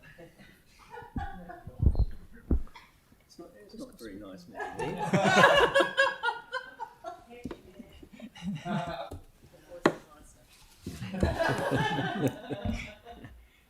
Yes, the council, of course, it could appoint a committee made up of 2 community boards. Nothing to prevent it from doing that. But we are not doing it on this occasion. Well, no, I mean, the proposal is to try and streamline the process and... Yes, why would you want to slow it down? Exactly. You know, 2 community boards would be smooth as. All right, well, thank you, Ian, for that very succinct and excellent answer. It's been my pleasure. Sorry, so can I just be clear though, that is an option and it wouldn't slow it down because it's still one decision-making meeting. In fact, what it does is it removes the need for it to go to the community board and then go back to the council. So you're saying that... So that should be quicker rather than slow it down. This could be delegated to a joint committee of the community boards. I don't think so. 24 people. No, the community board and the committee. The Urban Development Transport Committee and the community board could have a joint meeting. Well, We did 24 people. We did one of those last term. Sorry. We did one last term that was ITE committee and the community I've board. already got a but mover it and a was seconder bad. for this. Did you have a question? Yeah. I'm just looking at the boundary of the metropolitan area. Do you think it's about time we start to actually revise that and potentially expand it slightly? Possibly, yes. It's probably, yeah, I mean, that's possibly a question for elected members rather than us, but there could be some value in having it to the 4 avenues or the same area as the central city parking policy, for example. Yeah. All right, so perhaps that's something your committee could have a look at, Sarah. Yeah, I just want to follow up on that because we actually have an outstanding commitment to revise the community board delegations, including the Part A area, and that came from the memorandums of understanding that were signed at the beginning of this term. I know COVID's put a whole pile of stuff in the way and a whole pile of busy stuff with government things, but all of that stuff was supposed to be done at the beginning of term, relooking at the delegations and the Part A area. Yeah. Yeah. So it's an outstanding action to be picked up. Yeah. It may be that it's, at this stage it might be. Yeah, that's right. Yeah. All right. So that's been moved and seconded. I will. Is there any debate? I'll put the motion. All those in favour say aye. Aye. Those opposed say no. That's carried. No.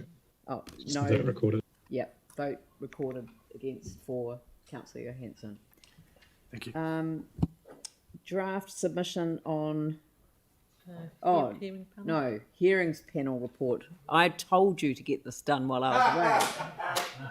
Hearings panel report to the council on the proposed replacement freedom camping bylaw 2021. Presenter, Deputy Mayor Andrew Turner, hearings panel chairperson. Thank you very much indeed. So we'll take the report as read.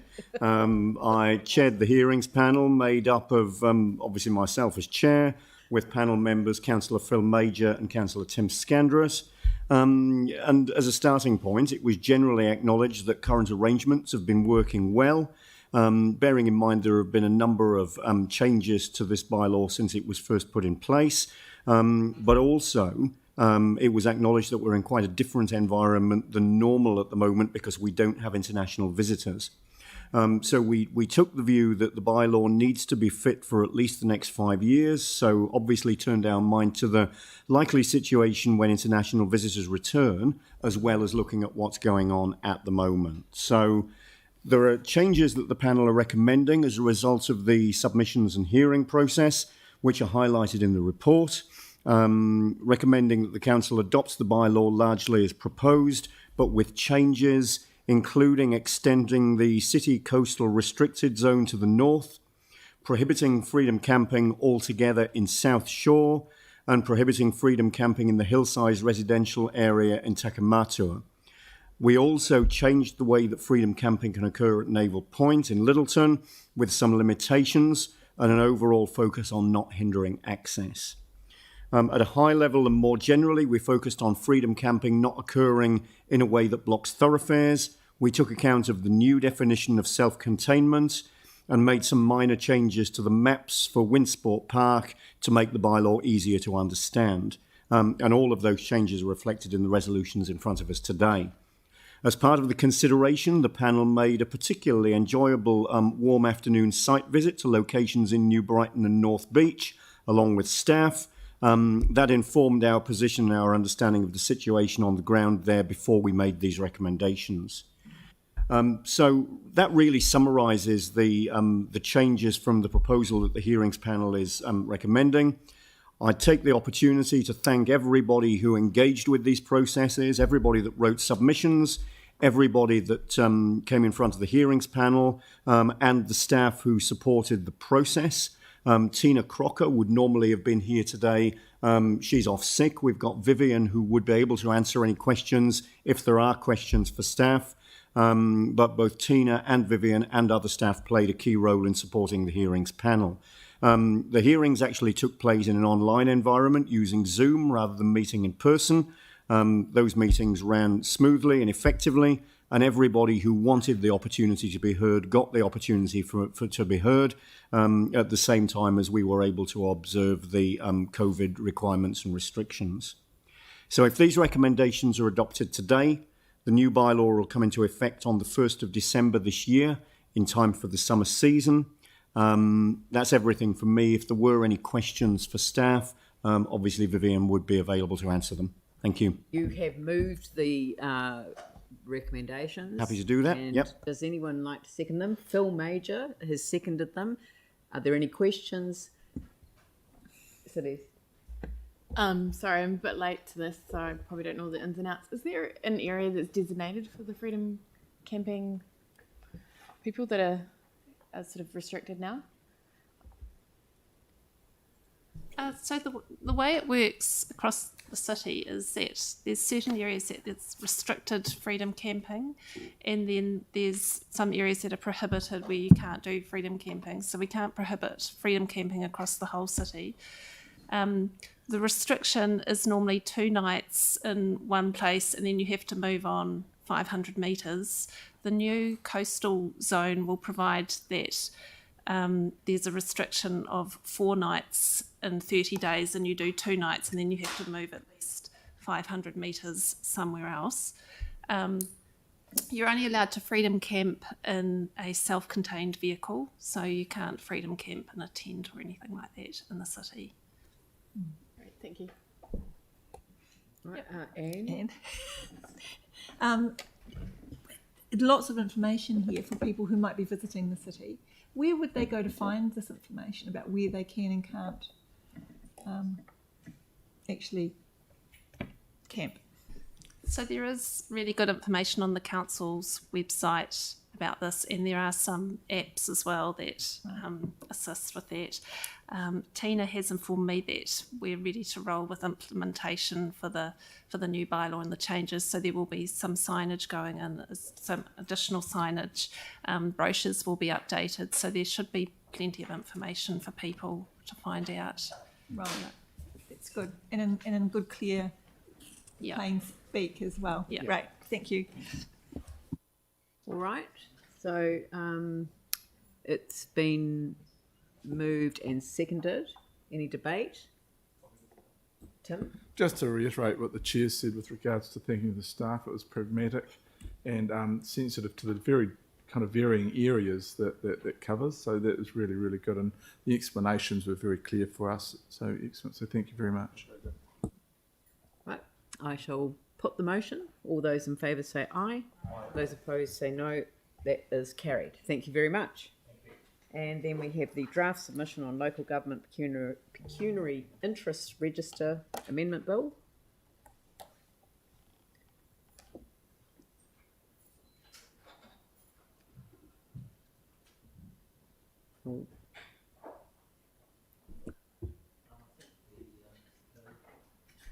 The submission is relatively straightforward. Just purely, the bill is what it is. It's what we've been doing for a number of years now with some slight tweaking. The only issue really we've taken the opportunity to push is for a rethink around the code of conduct and the ability to enforce breaches of the code, and also to bring up to date the Members' Interests Act 1968, which needs to be done. Our views on those are the same as Tai Tauara. I've had no feedback from any of you in terms of the information I've provided already, so I assume that you're on board with taking that approach. I'm happy to move, Ben. I was going to remind you of my screensaver. Assume nothing. Tim Tim has moved it and has seconded it. I actually thought you were taking a photograph of me. Oh, sorry. Tim has moved it. Sarah has seconded it. Question? Anne, Just a question, if I may. So, Ian, the focus on the code of conduct, that's not just about pecuniary sort of stuff, it's about generally? Yes. Great. Yeah. Good news. We think that there's room there for the Act to be amended. If they're going to be amending the Act for this, for the pecuniary interests register, then why not do the code of conduct too? I doubt that it'll get much traction, but let's give it a go. At least you're putting it on the table. Exactly. Yeah. All right. So it's been moved and seconded. Is there any debate? Put the motion. All those in favour say aye. Aye. Those opposed say no. It's carried. Thank you very much. Thank you. And then the last item on the agenda is the outdoor dining update. And I just noticed that this had we had a briefing on the street outdoor dining and some of the issues there. And actually, I thought there was another amendment being prepared for me. Did you get? Is that not number 2 that's there? Oh, sorry. Yes. Sorry. Yeah. Stephen, do you want to come down just in case anyone's got any questions? But you might recall that we had a briefing on a proposal to pre-engage on public street enclosures policy review, etc. And a number of councillors felt that it was probably more important to be assisting organisations get through this difficult time, but actually in helping them get through this difficult time, potentially understand more about the processes that we might want to put into play in terms of our approach for this. So I just wanted to say thank you to staff for an incredible amount of work that you've done to do that, and to work very collaboratively with the different organisations and companies that want to expand their business in this outdoor dining area. And I've added another recommendation, so I just wanted to explain that. Approve in principle the work of other councils that have raised issues with central government related to licences granted under the Sale and Supply of Alcohol Act that support outdoor dining. Because as it turns out, as we move into a sort of COVID or a traffic light situation, people need to be sitting further apart. And so, but the areas for the licensing need to match. So it has been raised by Auckland Council with central government, so has Hamilton Council raised it. And so this is just an approval in principle that we just work with the other councils to back them up on the work that they're doing in that regard, make life easier. Yep, Sarah. Oh, sorry, just a suggestion that we approve in principle supporting the work of other councils. Yeah, okay. Yeah, otherwise we're approving their work. Right. That's all. To work with other councils. Yeah, no, it's fine. Approve in principle. Supporting the work of other councils. Supporting the work of other councils. Yeah, cool. So is there anything that anyone wanted to raise? No? Well, I'm happy to move that. Seconded by Pauline. Any discussion? Put the motion. All those in favour say aye. Aye. Those opposed say no. That's carried. Awesome. Thank you. Right. So, Paul, the minutes. Pauline, would you like to close the meeting for us? Tukuna te warua kia rere ki te taumata. O te matatika motopono he arahi ina mahi. Ka aura tahi te tira kia iki panaku, kia iki tangaroa. Homie huie, tai kia. Kia ora, and thank you everyone. I declare the meeting closed. Thank you.